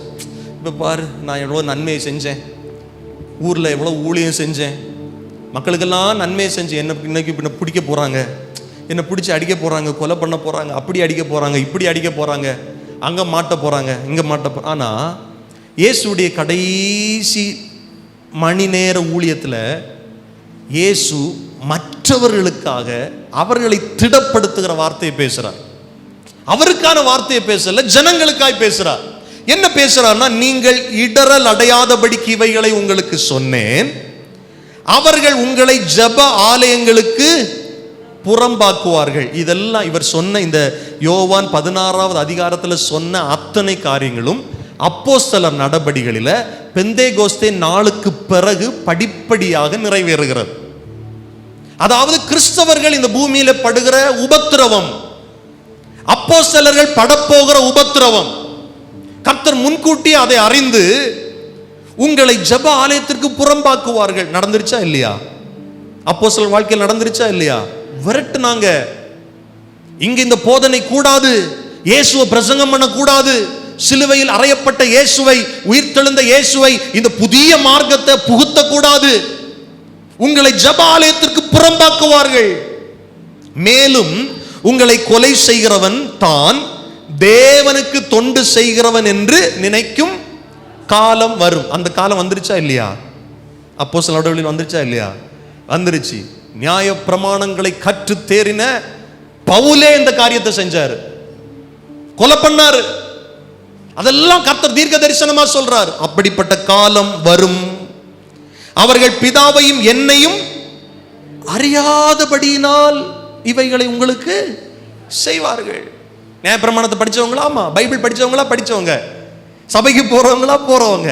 ஆனா இயேசு யாருன்னு தெரியுமா? தெரியாது. பிதா யாருன்னு தெரியுமா? தெரியாது. அப்படி தெரியாததுனால என்ன பண்ணுவாங்க?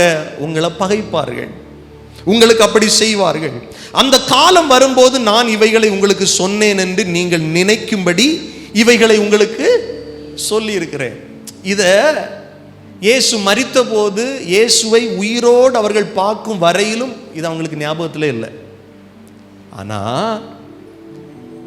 ஆதி திருச்சபை பட்ட உபத்திரவம், அந்த உபத்திரவத்துக்குள்ள சபை போன போது, அப்போஸ்தலர்கள் போன போது இதெல்லாம் அவங்க நினைச்சு பார்க்குறாங்க. ஆமா, கர்த்தர் எங்களுக்கு முன்கூட்டி இவைகளை சொல்லி இருந்தார். நல்ல கவனிங்க, கிறிஸ்தவ வாழ்க்கை நம்ம வாழறோம். வேதத்திலே நம்மை குறித்து எழுதப்படாத ஒரு உபத்திரவம் நானும் நீங்களும் அனுபவிக்கவே கிடையாது. கர்த்தர் எதையும் முன்கூட்டியே சொல்லுவார். நீ ரட்சிக்கப்பட போறேன்னா, ரட்சிக்கப்பட்டிருக்கிறேன்னா, நீ கிறிஸ்தவ வாழ்க்கை வாழ போறேன்னா உனக்கு இந்த மாதிரி பிரச்சனைகள் வரும். குடும்பத்தில் இருந்து பிரச்சனை வரும், உன் உறவுகளில் இருந்து பிரச்சனை வரும். உன்னை பகைக்காதவர்கள், இன்னும் சொல்ல போனா உனக்கு அறிமுகம் இல்லாதவர்களே உன்னை பகைக்க முடியும் இல்ல?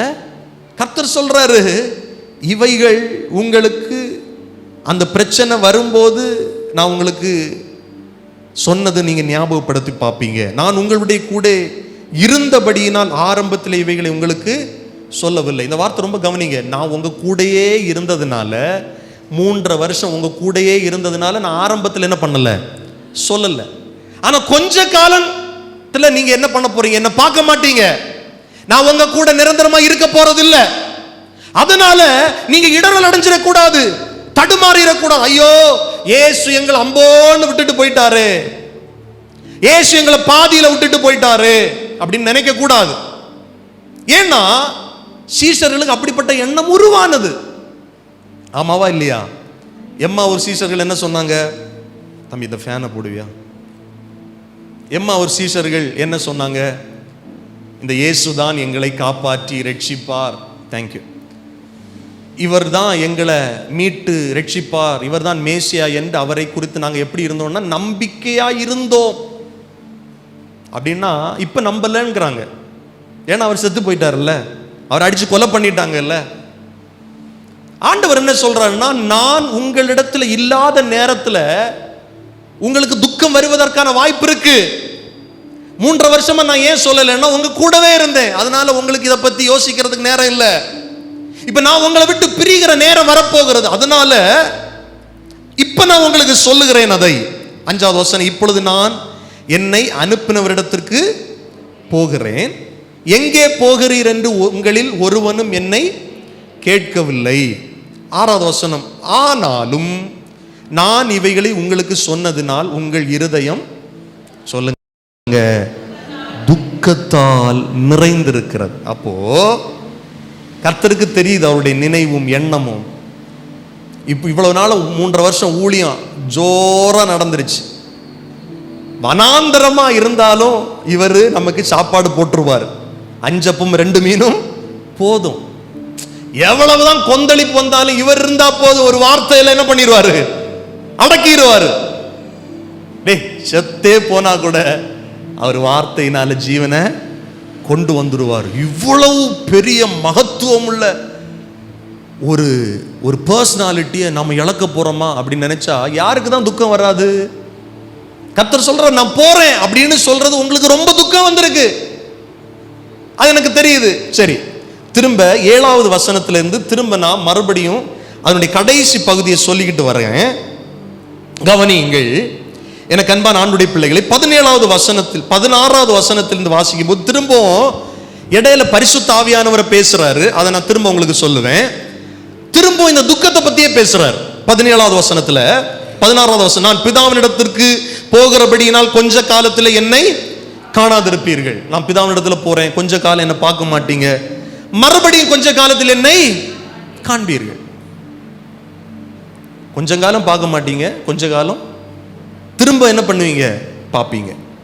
அப்பொழுது அவருடைய சீஷர்கள் சிலர், நான் பிதாவினிடத்திற்கு போகிறபடியால் கொஞ்ச காலத்திலே என்னை காணாதிருப்பீர்கள் என்றும் மறுபடியும் கொஞ்ச காலத்துக்கு காண்பீர்கள் என்றும் அவர் நம்முடனே சொல்லுகிறது கருத்தென்ன என்று தங்களுக்குள்ளே பேசிக்கொண்டார். இது எந்த காலத்துன்னா உங்களுக்கு தெளிவா புரியல. எந்த காலத்தை பத்தி பேசுறாரு? கொஞ்ச காலம் அப்படின்னு சொல்லி எந்த காலத்தை பத்தி பேசுறாரு அப்படின்ட்டு அவருக்குள்ள பெரிய குழப்பம். சீஷர்களுக்குள்ள ஒரு கேள்வி வந்து விட்டது. இந்த கேள்வியை கர்த்தர் அறிந்து 18வது வசனம், கொஞ்ச காலம் என்கிறாரே, இது என்ன? அவர் சொல்லுகிறது இன்னதென்று நமக்கு விளங்கவில்லையே என்றார்கள். அதை குறித்து தம்மிடத்தில் கேட்கும்படி அவர்கள் விரும்புகிறதை இயேசு அறிந்து, அவங்க கேட்கல, விருப்பத்தை கர்த்தர் அறிந்து அவர்களை நோக்கி, கொஞ்ச காலத்திலே என்னை காணாதிருப்பீர்கள், மறுபடியும் கொஞ்ச காலத்தில் என்னை காண்பீர்கள் என்று நான் சொன்னதை குறித்து நீங்கள் உங்களுக்குள்ளே விசாரிக்கிறீர்களோ?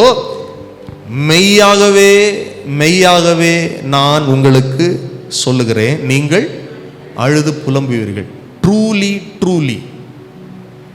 ஒரு ஒரு ஒரு டிரான்ஸ்லேஷன்ல இப்படி வருது, ஆமேன் ஆமேன் அப்படின்னா நிறைய இடங்களில் சுவிசேஷ புஸ்தகங்களில் இயேசு சொல்லும்போது இந்த வார்த்தையை பயன்படுத்துவார் 2 முறை. மெய்யாகவே மெய்யாகவே அப்படின்னா அந்த அந்த அந்த அந்த பதத்தை, அந்த வசனத்தை, அதில் சொல்லப்பட்டிருக்கிற கருத்தை ஆணித்தரமாக சொல்றார். மெய்யாகவே நான் சொல்றேன், நீங்க என்ன பண்ண போறீங்க? சீக்கிரத்தில் அழுது புலம்ப போறீங்க. அது நடந்துருச்சா இல்லையா? அழுதாங்களா? சீஷர்கள் அழுதார்கள், மரியாள் அழுதாங்க, அங்கிருந்து எருசலேமின் ஸ்திரீகள் அழுதாங்க. ஆனா அதே நேரத்தில் சொல்றார், உலகமோ இயேசுடைய மரணத்தை குறித்து சிலர் அழுதார்கள், பலர் சந்தோஷப்பட்டார்கள். வேத பாரகர்கள், பரிசேயர்கள், ரோம போர் சேவகர்கள். உலகம் சந்தோஷப்படும், உங்களுக்கு துக்கமா இருக்கும்.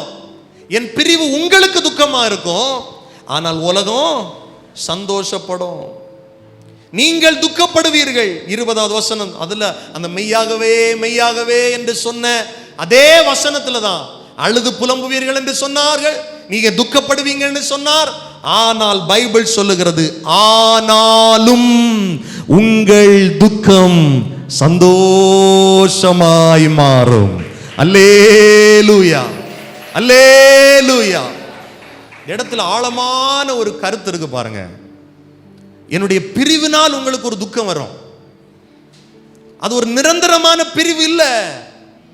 உங்களை சந்தோஷப்படுத்தும்படி நீங்கள் இந்த பூமியில் வாழுகிற காலமெல்லாம் சந்தோஷமாய் வாழும்படி நான் ஒரு தேற்றரவாளனை உங்களுக்கு என்ன பண்ண போறேன்? அனுப்ப போறேன். நான் பிதாவினிடத்தில் போகிறேன் என்று சொல்லுகிற ஒரு காரியம் உங்களுக்கு இப்ப வேணும்னா ஒருவேளை துக்கமா இருக்கலாம். ஆனா நான் உங்களுக்கு ஒரு உண்மையை சொல்றேன், நான் பிதாவிடத்தில் திரும்ப போகிறது உங்களுக்கு ரொம்ப நல்லதா இருக்கும். நான் போகிறது உங்களுக்கு நன்மையாக இருக்கும். நான் போனாதான் அந்த தேற்றரவாளனை உங்களுக்காக அனுப்ப முடியும். அவர் வந்து அவர் உங்களோடு வாசமா இருப்பார். அவர் வந்து உங்களுக்கு இப்ப இருக்கிற இந்த துக்கத்தை எல்லாம் சந்தோஷமா மாற்றுவார். இயேசு தன்னை உயிர் தெழுந்தவராய் காண்பித்தார். அவர் பரத்திற்கு எடுத்துக்கொள்ளப்பட்ட போது கூட அப்ப கூட கொஞ்சம் பேர் துக்கத்தோடு தான் பார்க்குறோம். ஐயோ, இன்னும் கொஞ்ச நாள் கூட எங்க கிட்ட இருந்தா நல்லா இருக்குமே. அவங்க சொல்றாங்க, கலிலேயராகிய மனுஷரே, எப்படி உங்களிடத்திலிருந்து இவர் ஏறி போனாரோ அப்படியே திரும்ப வருவார். ஆனா அவங்களுக்கு எப்போ பரிபூரண சந்தோஷம் உண்டானது என்றால், பெந்தேகோஸ்தே நாளிலே கர்த்தருடைய ஆவியானவர் பொழிந்தருளின போது, ஊற்றப்பட்ட போது. ஹல்லேலூயா. ஒரு தேவனுடைய பிள்ளைக்கு எதனால சந்தோஷம் தெரியுமா? ரட்சிக்கப்பட்ட ஒரு மனுஷனுக்கு எதனால சந்தோஷம் தெரியுமா? உலகம் உங்களை சந்தோஷப்படுத்தாது. உலகம் எப்பவுமே உங்களை எதிர்க்கும். மாம்சம் எப்பவுமே உங்களை எதிர்க்கும். பிசாசு எப்பவுமே உங்களுக்கு விரோதமாய்த்தான் போராடுவான். நீங்க சுத்தி முத்தி பார்த்தா எங்க போனாலும் சந்தோஷத்தை அனுபவிக்கவே முடியாது. ரட்சிக்கப்பட்ட ஒரு மனுஷனுக்கு சந்தோஷம் எதனால் உண்டாகும்னா பரிசுத்த ஆவியின் நிறைவினால் உண்டாகும். ஏன்னா பைபிள் தெளிவா சொல்லுது. ரோமருக்கு எழுதின நிருபம் 14வது அதிகாரம் 17வது வசனம் சொல்லுகிறது, தேவனுடைய ராஜ்யம் புசிப்பும் குடிப்பும் அல்ல, அது நீதியும் சமாதானமும் பரிசுத்த ஆவியினால் உண்டாகும் சந்தோஷம். அல்லேலூயா. இந்த பரிசுத்த ஆவியானவர் முதலாய் ஒரு மனுஷனுக்குள்ள தருகிற பெரிய ஆசீர்வாதம் என்னன்னா சந்தோஷம். சத்தமா சொல்லுங்க, சந்தோஷம். சந்தோஷமாயிருங்க, எப்பொழுதும் சந்தோஷமாயிருங்க. இது யார் சொன்னது? யார் சொன்னது இப்படி? அது அந்த பாஸ்டர் வில்சன் பாடினது. அப்படியா? வசனம் சொல்லுது, பவுல் சொல்றாரு, சந்தோஷமாயிருங்கள் சந்தோஷமாயிருங்கள் என்று மறுபடியும் உங்களுக்கு சொல்றேன். எப்படிங்க இந்த துக்க வீட்டில் சந்தோஷமா இருக்க முடியும்? எப்படிங்க இந்த இழப்புல சந்தோஷமா இருக்க முடியும்? முடியும் என்று பைபிள் சொல்லுது. இந்த பரிசுத்த ஆவியினால் உண்டாகிற சந்தோஷம், இந்த பரிசுத்த ஆவியினால் நிரப்பப்படும் போது ஒரு மனுஷன் அவனுக்குள்ள ஒரு நம்பிக்கை வருகிறது. நான் வாழ்ந்துருவேன்டா, ஏன்னா நான் தனியா இல்ல, எனக்குள்ள ஒருத்தர் இருக்கிறார், எனக்குள்ள ஒருத்தர் உயிரோடு இருக்கிறார், என்னை நடத்துகிறவர், என்னை போஷிக்கிறவர், என்னை போதிக்கிறவர், என்னை கைட் பண்ண ஒருத்தர் இருக்கிறார். இந்த சத்தத்தை கேட்கிற தேவனுடைய பிள்ளைகள், நீங்க யாராவது என்னை கைட் பண்ண, என்னை லீட் பண்ண, எனக்கு உதவி செய்ய, என்னை சரியான பாதையில் நடத்த ஒரு அப்பா இல்லை, ஒரு சகோதரன் இல்லை, ஒரு கணவன் இல்லை, ஒரு மனைவி இல்லை, இல்லைன்னா ஒரு நல்ல பெற்றோர் எங்களுக்கு இல்லை, நான் அப்படி இருக்கிறேன் இப்படி வாழ்ந்து நினைக்கிறீங்கன்னா இன்னைக்கு உங்களுக்கு ஒரு நற்செய்தி. நீங்க ரட்சிக்கப்பட்டது உண்மை என்றால் உங்கள் பரம தகப்பன் பரிசுத்த ஆவியானவர் உங்களுக்குள் இருக்கிறார். அவர் உங்களை விட்டு விலகுவது இல்லை. இந்த பரிசுத்த ஆவியினால் உண்டாகிற சந்தோஷம் இருக்க அது எந்த மனிதனும் திருட முடியாது. அப்போஸ்தலர்கள் இந்த பரிசுத்த ஆவியினால் நிரப்பப்பட்டு, ஆமா உலகம் அவங்களை அடிச்சது, உலகம் அவங்களை தூஷித்தது, அவமானப்படுத்திருச்சு, அவங்களை சிறையில் போட்டாங்க. ஆனா பைபிள் சொல்லுது அப்போஸ்தல நடபடிகளில் அவர்கள் சந்தோஷத்தோடு திரும்ப திரும்ப திரும்ப திரும்ப கர்த்தருடைய வார்த்தையை பிரசங்கம் பண்ணினாங்க. இது எதையும் எதிர்பார்த்து அல்ல, உள்ள இருக்கிற சந்தோஷம். ஓ, நான் ரட்சிக்கப்பட்டிருக்கிறேன், வானம் கொள்ளாத உலகம் கொள்ளாத இந்த பெரிய தேவன் பரிசுத்த ஆவியானவர் எனக்குள் வாசம் பண்ணி இருக்கிறார். அல்லேலூயா. எத்தனை பேர் நம்புறீங்க பரிசுத்த ஆவியானவர் அப்படின்னு ஒருத்தர் இருக்கிறார் அப்படின்னு நம்புறீங்களா? ஹல்லேலூயா. ஆமென். கிறிஸ்தவம் விசுவாசத்தின் அடிப்படையில் உண்டானது. சயின்டிபிக்கா ப்ரூஃப் பண்ணுங்க பிரதர் அப்படின்னா முடியாது. ஆனா பெந்தேகோஸ்தே நாளில் யூதர்களுக்கு ஒரு அடையாளம் காண்பிக்கப்பட்டது. ஏன்னா பைபிள் சொல்லுது, யூதர்கள் அடையாளம் இல்லாம நம்பவே மாட்டானுங்க.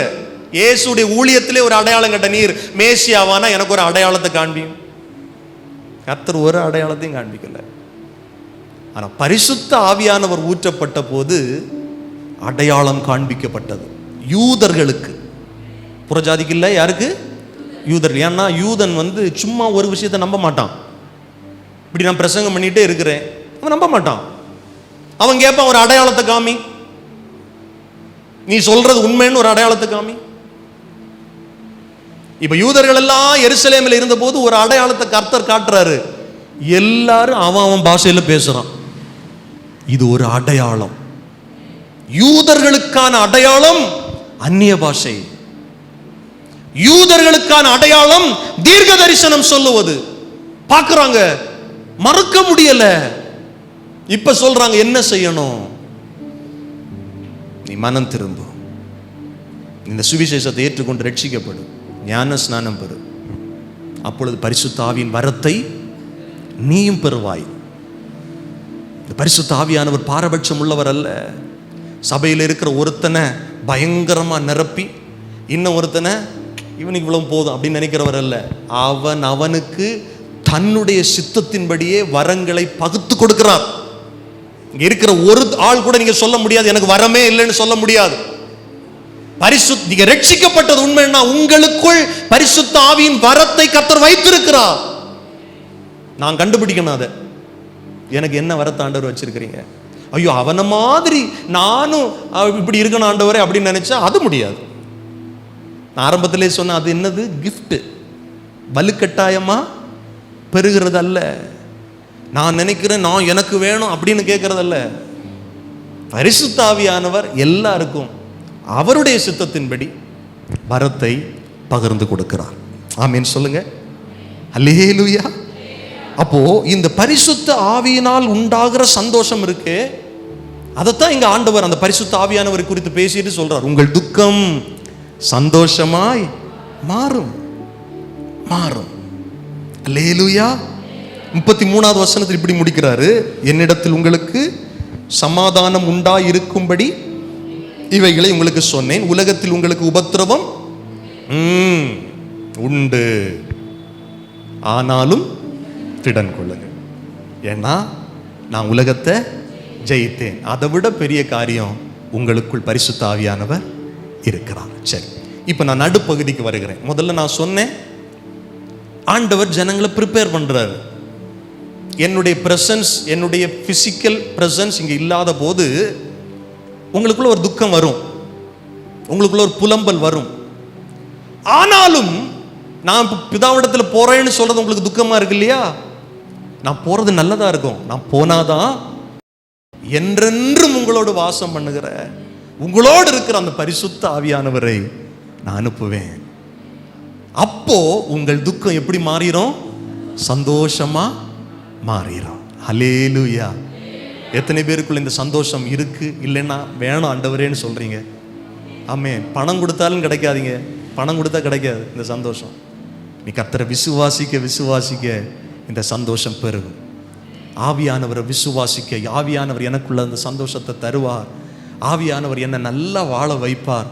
ஆவியானவர் என்னை சரியான பாதையில் நடத்துவார், என்னை கரெக்டாக போதிப்பார். இப்படிப்பட்ட எண்ணங்கள், ஆவியானவரை குறித்த அறிவு இருக்க இருக்க நமக்குள்ள அந்த சந்தோஷம். நான் தனியா இல்லை, நான் தனி ஆள் இல்லை, எனக்குள்ள கர்த்தருடைய ஆவியானவர் இருக்கிறார். அல்லேலூயா, அல்லேலூயா. சரி, இப்போ நடுப்பகுதிக்கு அதை நான் ஜஸ்ட் சொல்லி நான் இன்னைக்கு முடிச்சிடுறேன். நெக்ஸ்ட் வீக் அதை இன்னும் டீப்பாக பார்க்கணும். ஏன்னா முக்கியமான வேத பகுதியாக இருக்கிறதுனால, ஒவ்வொரு வசனங்களாக பார்க்க வேண்டியது இருக்கிறதுனால, அந்த யோவான் 16வது அதிகாரம் 7, 6, 7, 8, 9, 10, 11 இவ்வளவு காரியங்களை நாம் என்ன பண்ணணும்? டீட்டெயிலாக வேர்ஸ் பை வேர்ஸாக பார்க்கணும் அடுத்த வாரம். சரி, ஒரு முகவுரையாக நான் சொல்லிடுறேன், கவனிங்க. 6வது வசனத்தில் சொல்லுகிறார், நீங்கள் துக்கப்படுறீங்கல்ல, நான் எங்கே போகிறேன்னு எதுவும் கேட்கல, உங்கள் இருதயம் ரொம்ப துக்கத்தால் இருக்குது அப்படின்னு சொல்லிட்டு 7வது வசனம் சொல்கிறாரு, நான் உங்களுக்கு என்ன சொல்கிறேன்? உண்மையை சொல்கிறேன். ஆண்டவர் என்னைக்காவது பொய் சொல்லுவாரா? சொல்லுங்க. ஆமாம். ஏன்னா ஆண்டவரையே சந்தேகப்படும் நிலையில் அவங்க நிலை இருக்கு. இவர் சொல்றதெல்லாம் உண்மையா? நம்பலாமா நம்பக்கூடாதா? பாருங்க, ஆண்டவரே எந்த நிலைமையில வச்சுட்டாங்கன்னு பாருங்களேன். ஆண்டவரே அவர் வாய்னால சொல்லட்டே நான் உண்மைதான்டா சொல்றேன் அப்படின்னு சொல்ல வச்சுட்டாங்க. ஏன்னா சூழ்நிலை அப்படி இருக்குது. ஆவியானவரை குறித்து பேச போறாரு.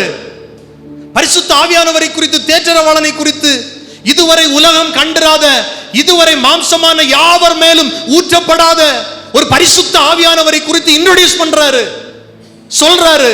சொல்லும் போது எப்படி ஆரம்பிக்கிறாருன்னா, நான் ஒரு உண்மையை சொல்ல போறேன்.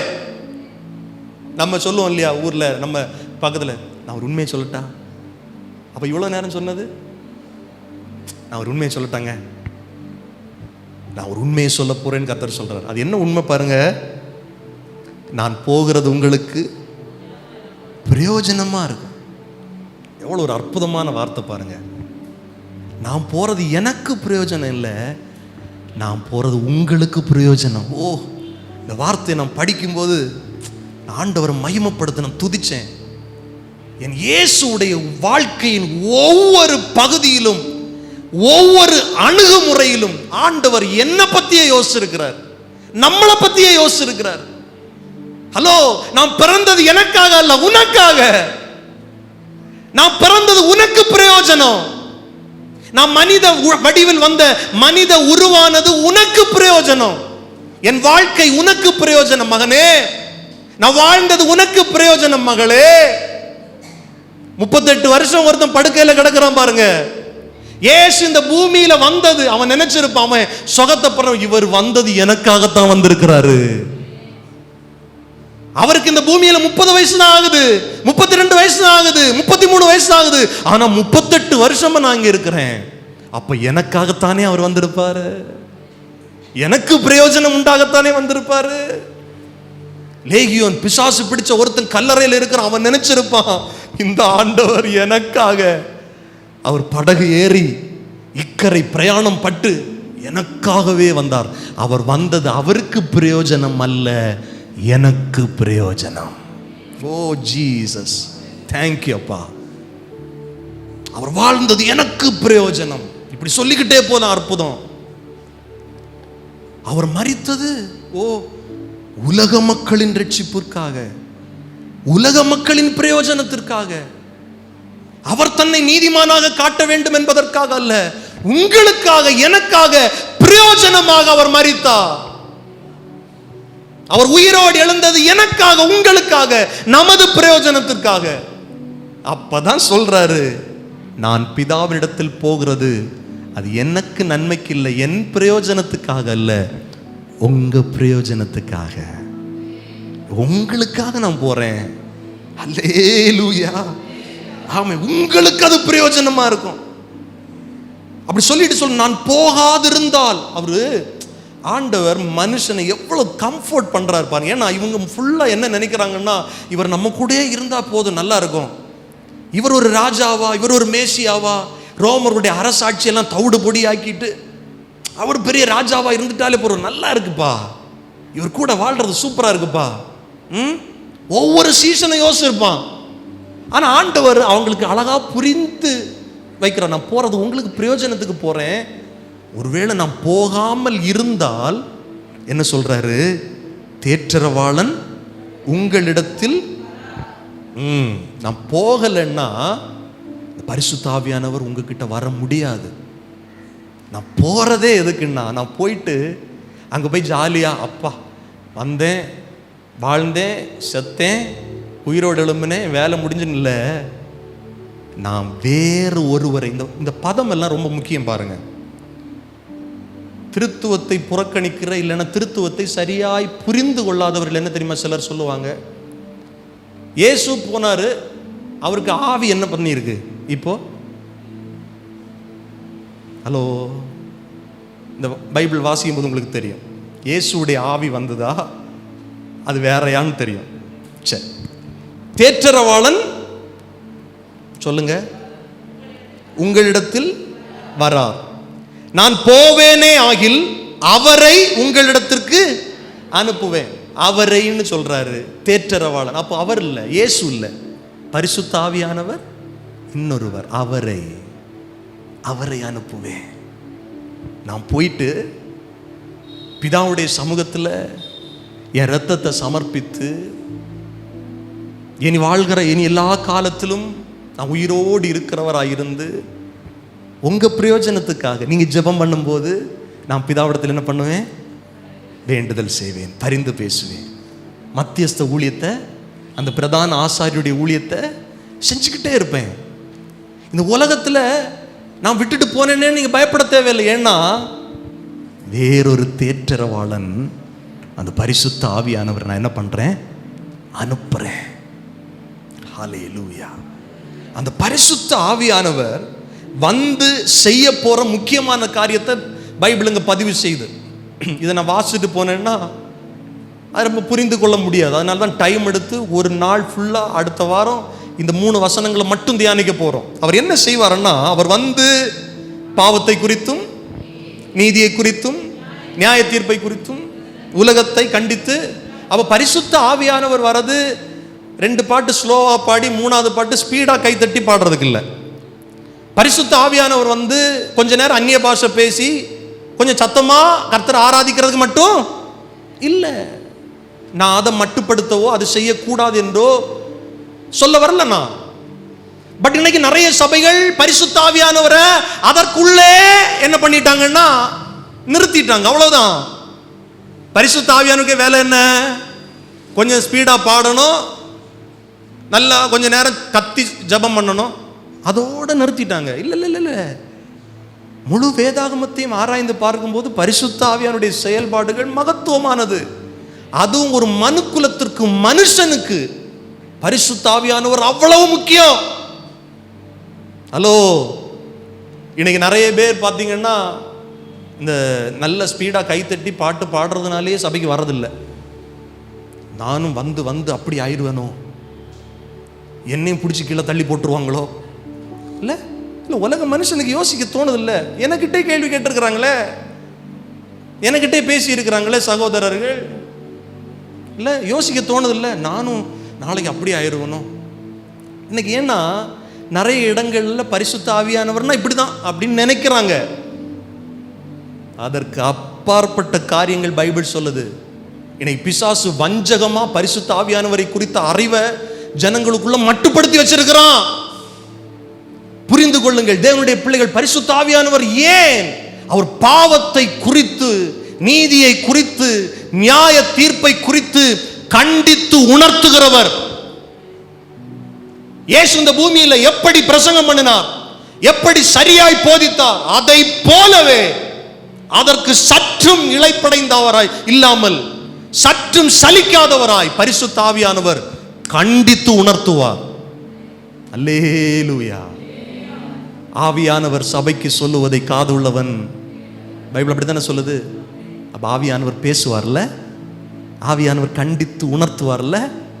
அவர் ஒரு ஆவி கிடையாது, அது ஒரு வல்லமை மட்டும் கிடையாது, ஆள் தத்துவம் உடையவர்.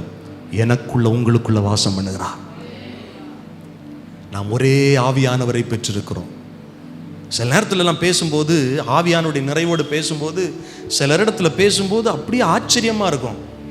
பிரதர், நான் நினைச்சதை நீங்க பேசுறீங்க, நான் எதிர்பார்த்து வந்ததை இன்னைக்கு சபைக்கு ஆண்டவரே என்னோடு பேச மாட்டீரான்னு எதிர்பார்த்து வந்தேன், அதை பேசுனீங்க. நான் பேசலீங்க, நான் மனுஷன். உங்களுக்குள் இருக்கிற ஆவியானவர், எனக்குள் இருக்கிற ஆவியானவர் ஒருவரே. சபை ஏன் ஒரே சரீரமா இருக்கு? ஒரே ஆவியானவரால் நிரப்பப்பட்டிருக்கிறது. நாம் வேறு வேறு அவயவங்களாக, சரீரங்களாக இருந்தாலும் நமக்குள் இருப்பவர் ஒரே ஆவியானவர். கர்த்தரே ஆவியானவர். கர்த்தருடைய ஆவியானவர் எங்கேயோ அங்கதாங்க விடுதலை உண்டு.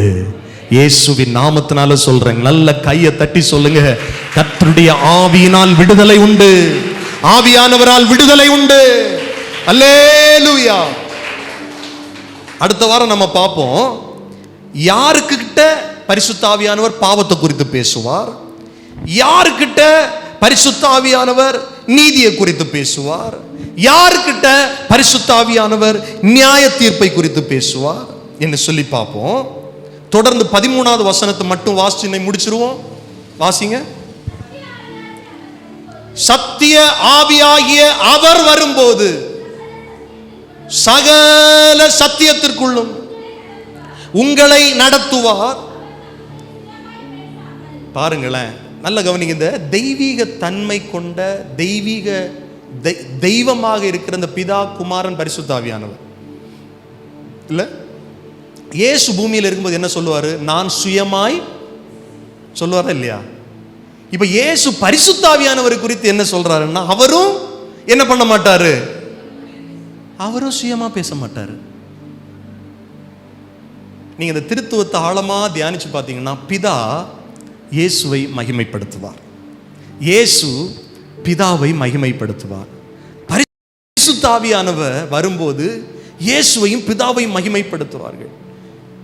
இயேசு பிதாவை மகிமைப்படுத்துவார், பரிசுத்த ஆவியானவரை மகிமைப்படுத்துவார். பிதா இயேசுவை மகிமைப்படுத்துவார், பரிசுத்த ஆவியானவரை மகிமைப்படுத்துவார். பரிசுத்த ஆவியானவர் பிதாவை மகிமைப்படுத்துவார், இயேசுவை மகிமைப்படுத்துவார். அல்லேலூயா. இதில் இது என்ன தெரியுது சொல்லுங்க? என்ன தெரியுது சொல்லுங்க? என்ன நீங்க விளங்குனீங்க? என்ன விளங்குனீங்க? கரெக்டா சொன்னாங்க. ஒரே தேவன். ஹல்லேலூயா, ஹல்லேலூயா. தெளிவாய் புரிந்து கொள்ளுங்கள் சபை பரிசுத்த ஆவியானவரை குறித்து. ஏன்னா நீங்க அப்போஸ்தலர் நடபடிகளில் அனனியா சப்பீராள் விஷயத்தில் பரிசுத்த ஆவியானவரை குறித்து பேதுரு சொல்லும்போது சொல்லுவார், நீங்கள் பரிசுத்த ஆவியினிடத்தில் பொய் சொன்னீர்கள். அடுத்த வசனம் சொல்லும், தேவனிடத்தில் பொய் சொல்ல நீங்கள் துணிகரம் கொண்டது என்ன அப்படின்னா, பரிசுத்த ஆவியானவரை குறித்து வேதம் சொல்லுகிறது அவர் தேவன். இன்னைக்கு நிறைய பேர் அண்டர் எஸ்டிமேட் பண்றாங்க பரிசுத்த ஆவியானவரை.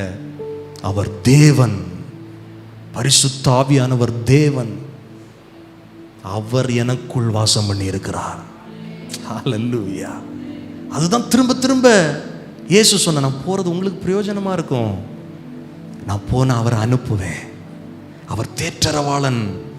அவர் வந்து பாவத்தை குறித்தும் நீதியை குறித்தும் நியாய தீர்ப்பை குறித்தும் கண்டித்து உணர்த்துவார். அவர் தான் சுயமாய் பேச மாட்டார். தாம் கேள்விப்பட்டவைகள் யாவையும் சொல்லி வரப்போகிற காரியங்களை உங்களுக்கு அவர் என்னுடையதில் எடுத்து உங்களுக்கு அறிவிப்பதனால் என்னை பாருங்க, அவரே சொல்றார், பரிசுத்த ஆவியானவர் வந்தா அவர் என்னை மகிமைப்படுத்துவார், இயேசுவை மகிமைப்படுத்துவார். நான் திரும்பவும் சொல்றேன், இந்த வரங்கள், இந்த அற்புதங்கள் இதை பரிசுத்த ஆவியானவர் செய்கிறார் அப்படின்னு நினைச்சிட்டு சிலர் என்ன பண்றாங்க தெரியுமா? நிறைய பேர் பின்மாற்றத்தில் போயிடுவாங்க. இயேசுவை மறுதலிக்க கூட்டமே இருக்கு தெரியுமா உங்களுக்கு? அவங்களுக்கு என்ன தெரியுமா? வரம் தான் முக்கியம், அவங்களுக்கு அற்புதம் தான் முக்கியம், அவங்களுக்கு தீர்க்க தரிசனம் தான் முக்கியம், ரட்சிப்பு அவர்களுக்கு முக்கியம் இல்லை. ஆனால் இயேசு என்ன தெரியுமா சொன்னாரு? பரிசுத்த ஆவியானவர் வந்தா அவர் என்னை மகிமைப்படுத்துவார். எந்த ஒரு மனுஷனுக்குள்ள பரிசுத்த ஆவியானவர் இருக்கிறான்னு ஈஸியாக ஐடென்டிஃபை பண்ண முடியும். அவன் எப்பவுமே இயேசுவை மகிமைப்படுத்துவான், இயேசுவை மகிமைப்படுத்துவான்.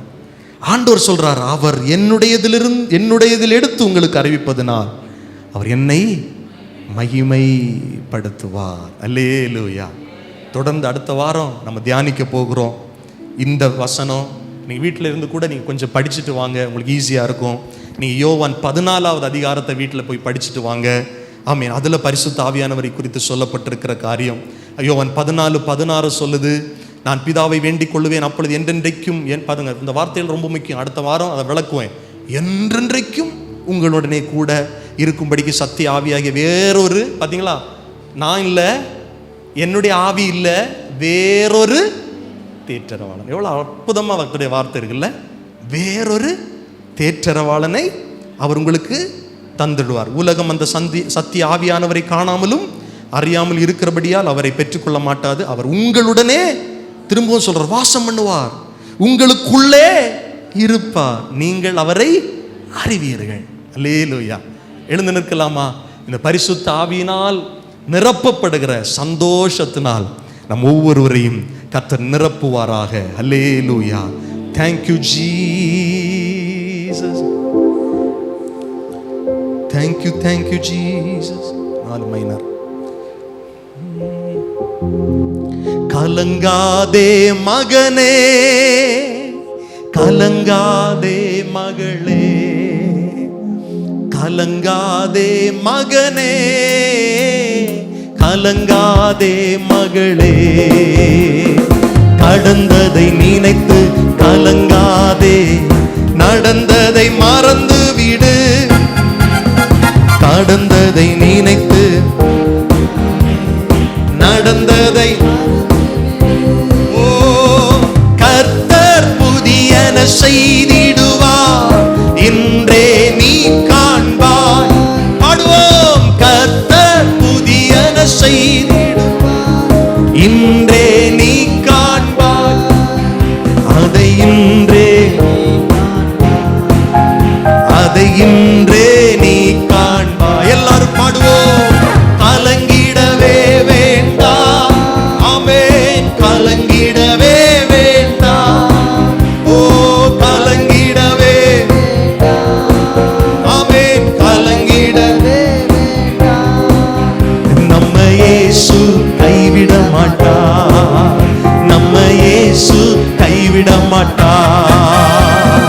உங்கள் துக்கம் சந்தோஷமாய் மாறும், உங்கள் கவலைகள் கண்ணீர் எல்லாம் மறைந்துவிடும்.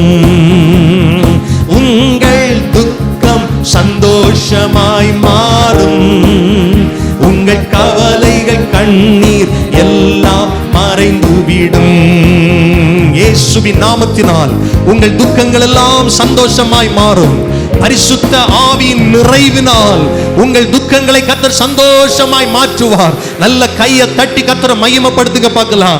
ஒருவேளை உலகம் உங்களை பகைக்கலாம், உலகம் உங்களை நெருக்கலாம், உலகம் உங்களுக்கு தூஷணமான வார்த்தைகளை பேசலாம், ஜெப ஆலயத்திற்கு புறம்பாய் உங்களை தள்ளலாம். ஆமென். ஆனால் கர்த்தருடைய ஆவியானவர் உங்களுக்குள் வாசமாய் இருப்பதினால அந்த சந்தோஷம், அந்த மகிமை, அந்த மகிழ்ச்சி உங்கள் பிரச்சனைகள் மேற்கொள்ள விடாமல் பாதுகாக்கும். ஏனென்றால் வேதம் சொல்லுகிறது, ஆனாலும் உங்கள் துக்கம் சந்தோஷமாய் மாறும். மாறும். இந்த பகல் வேளையில் எத்தனை பேர் வாஞ்சிக்கிறீர்கள், ஆண்டவரே எனக்குள்ள அந்த பரிசுத்த ஆவியின் சந்தோஷம் வேணும், பரிசுத்த ஆவியினால் நிரப்பப்பட்டு எல்லா சூழ்நிலைகளிலும் ஜாய்ஃபுல் லைஃப், சந்தோஷத்தினால் நான் வாழ விரும்புறேன், ஒரு சமாதானத்தோடு வாழ விரும்புறேன் அப்படின்னு சொல்றவங்க 2 கரங்களை உயர்த்தி காண்பீங்க. நான் உங்களுக்காக ஜெபிக்க போகிறேன். பரலோக பிதாவே, ஏறக்குறைய எல்லாரும் கரங்களை உயர்த்தி இருக்கிறாங்கப்பா.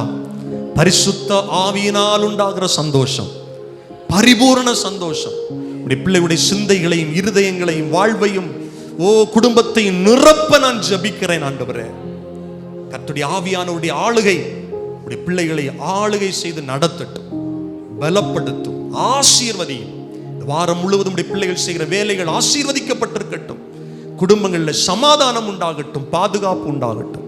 இயேசு கிறிஸ்துவின் விலையேறப்பெற்ற நாமத்தில் ஜெபிக்கிறோம் நல்ல பிதாவே, ஆமேன், ஆமேன். நம்முடைய கர்த்தராகிய இயேசு கிறிஸ்துடைய கிருபையும் பிதாவாகிய தேவனுடைய அன்பும் பரிசுத்த ஆவியானுடைய ஐக்கியம், பாதுகாப்பு, சமாதானம் நம் ஒவ்வொருவரோடும் கூட கிறிஸ்துவின் வருகை பரியந்தம் நிறைவான ஆசீர்வாதம் தங்கியிருப்பதாக.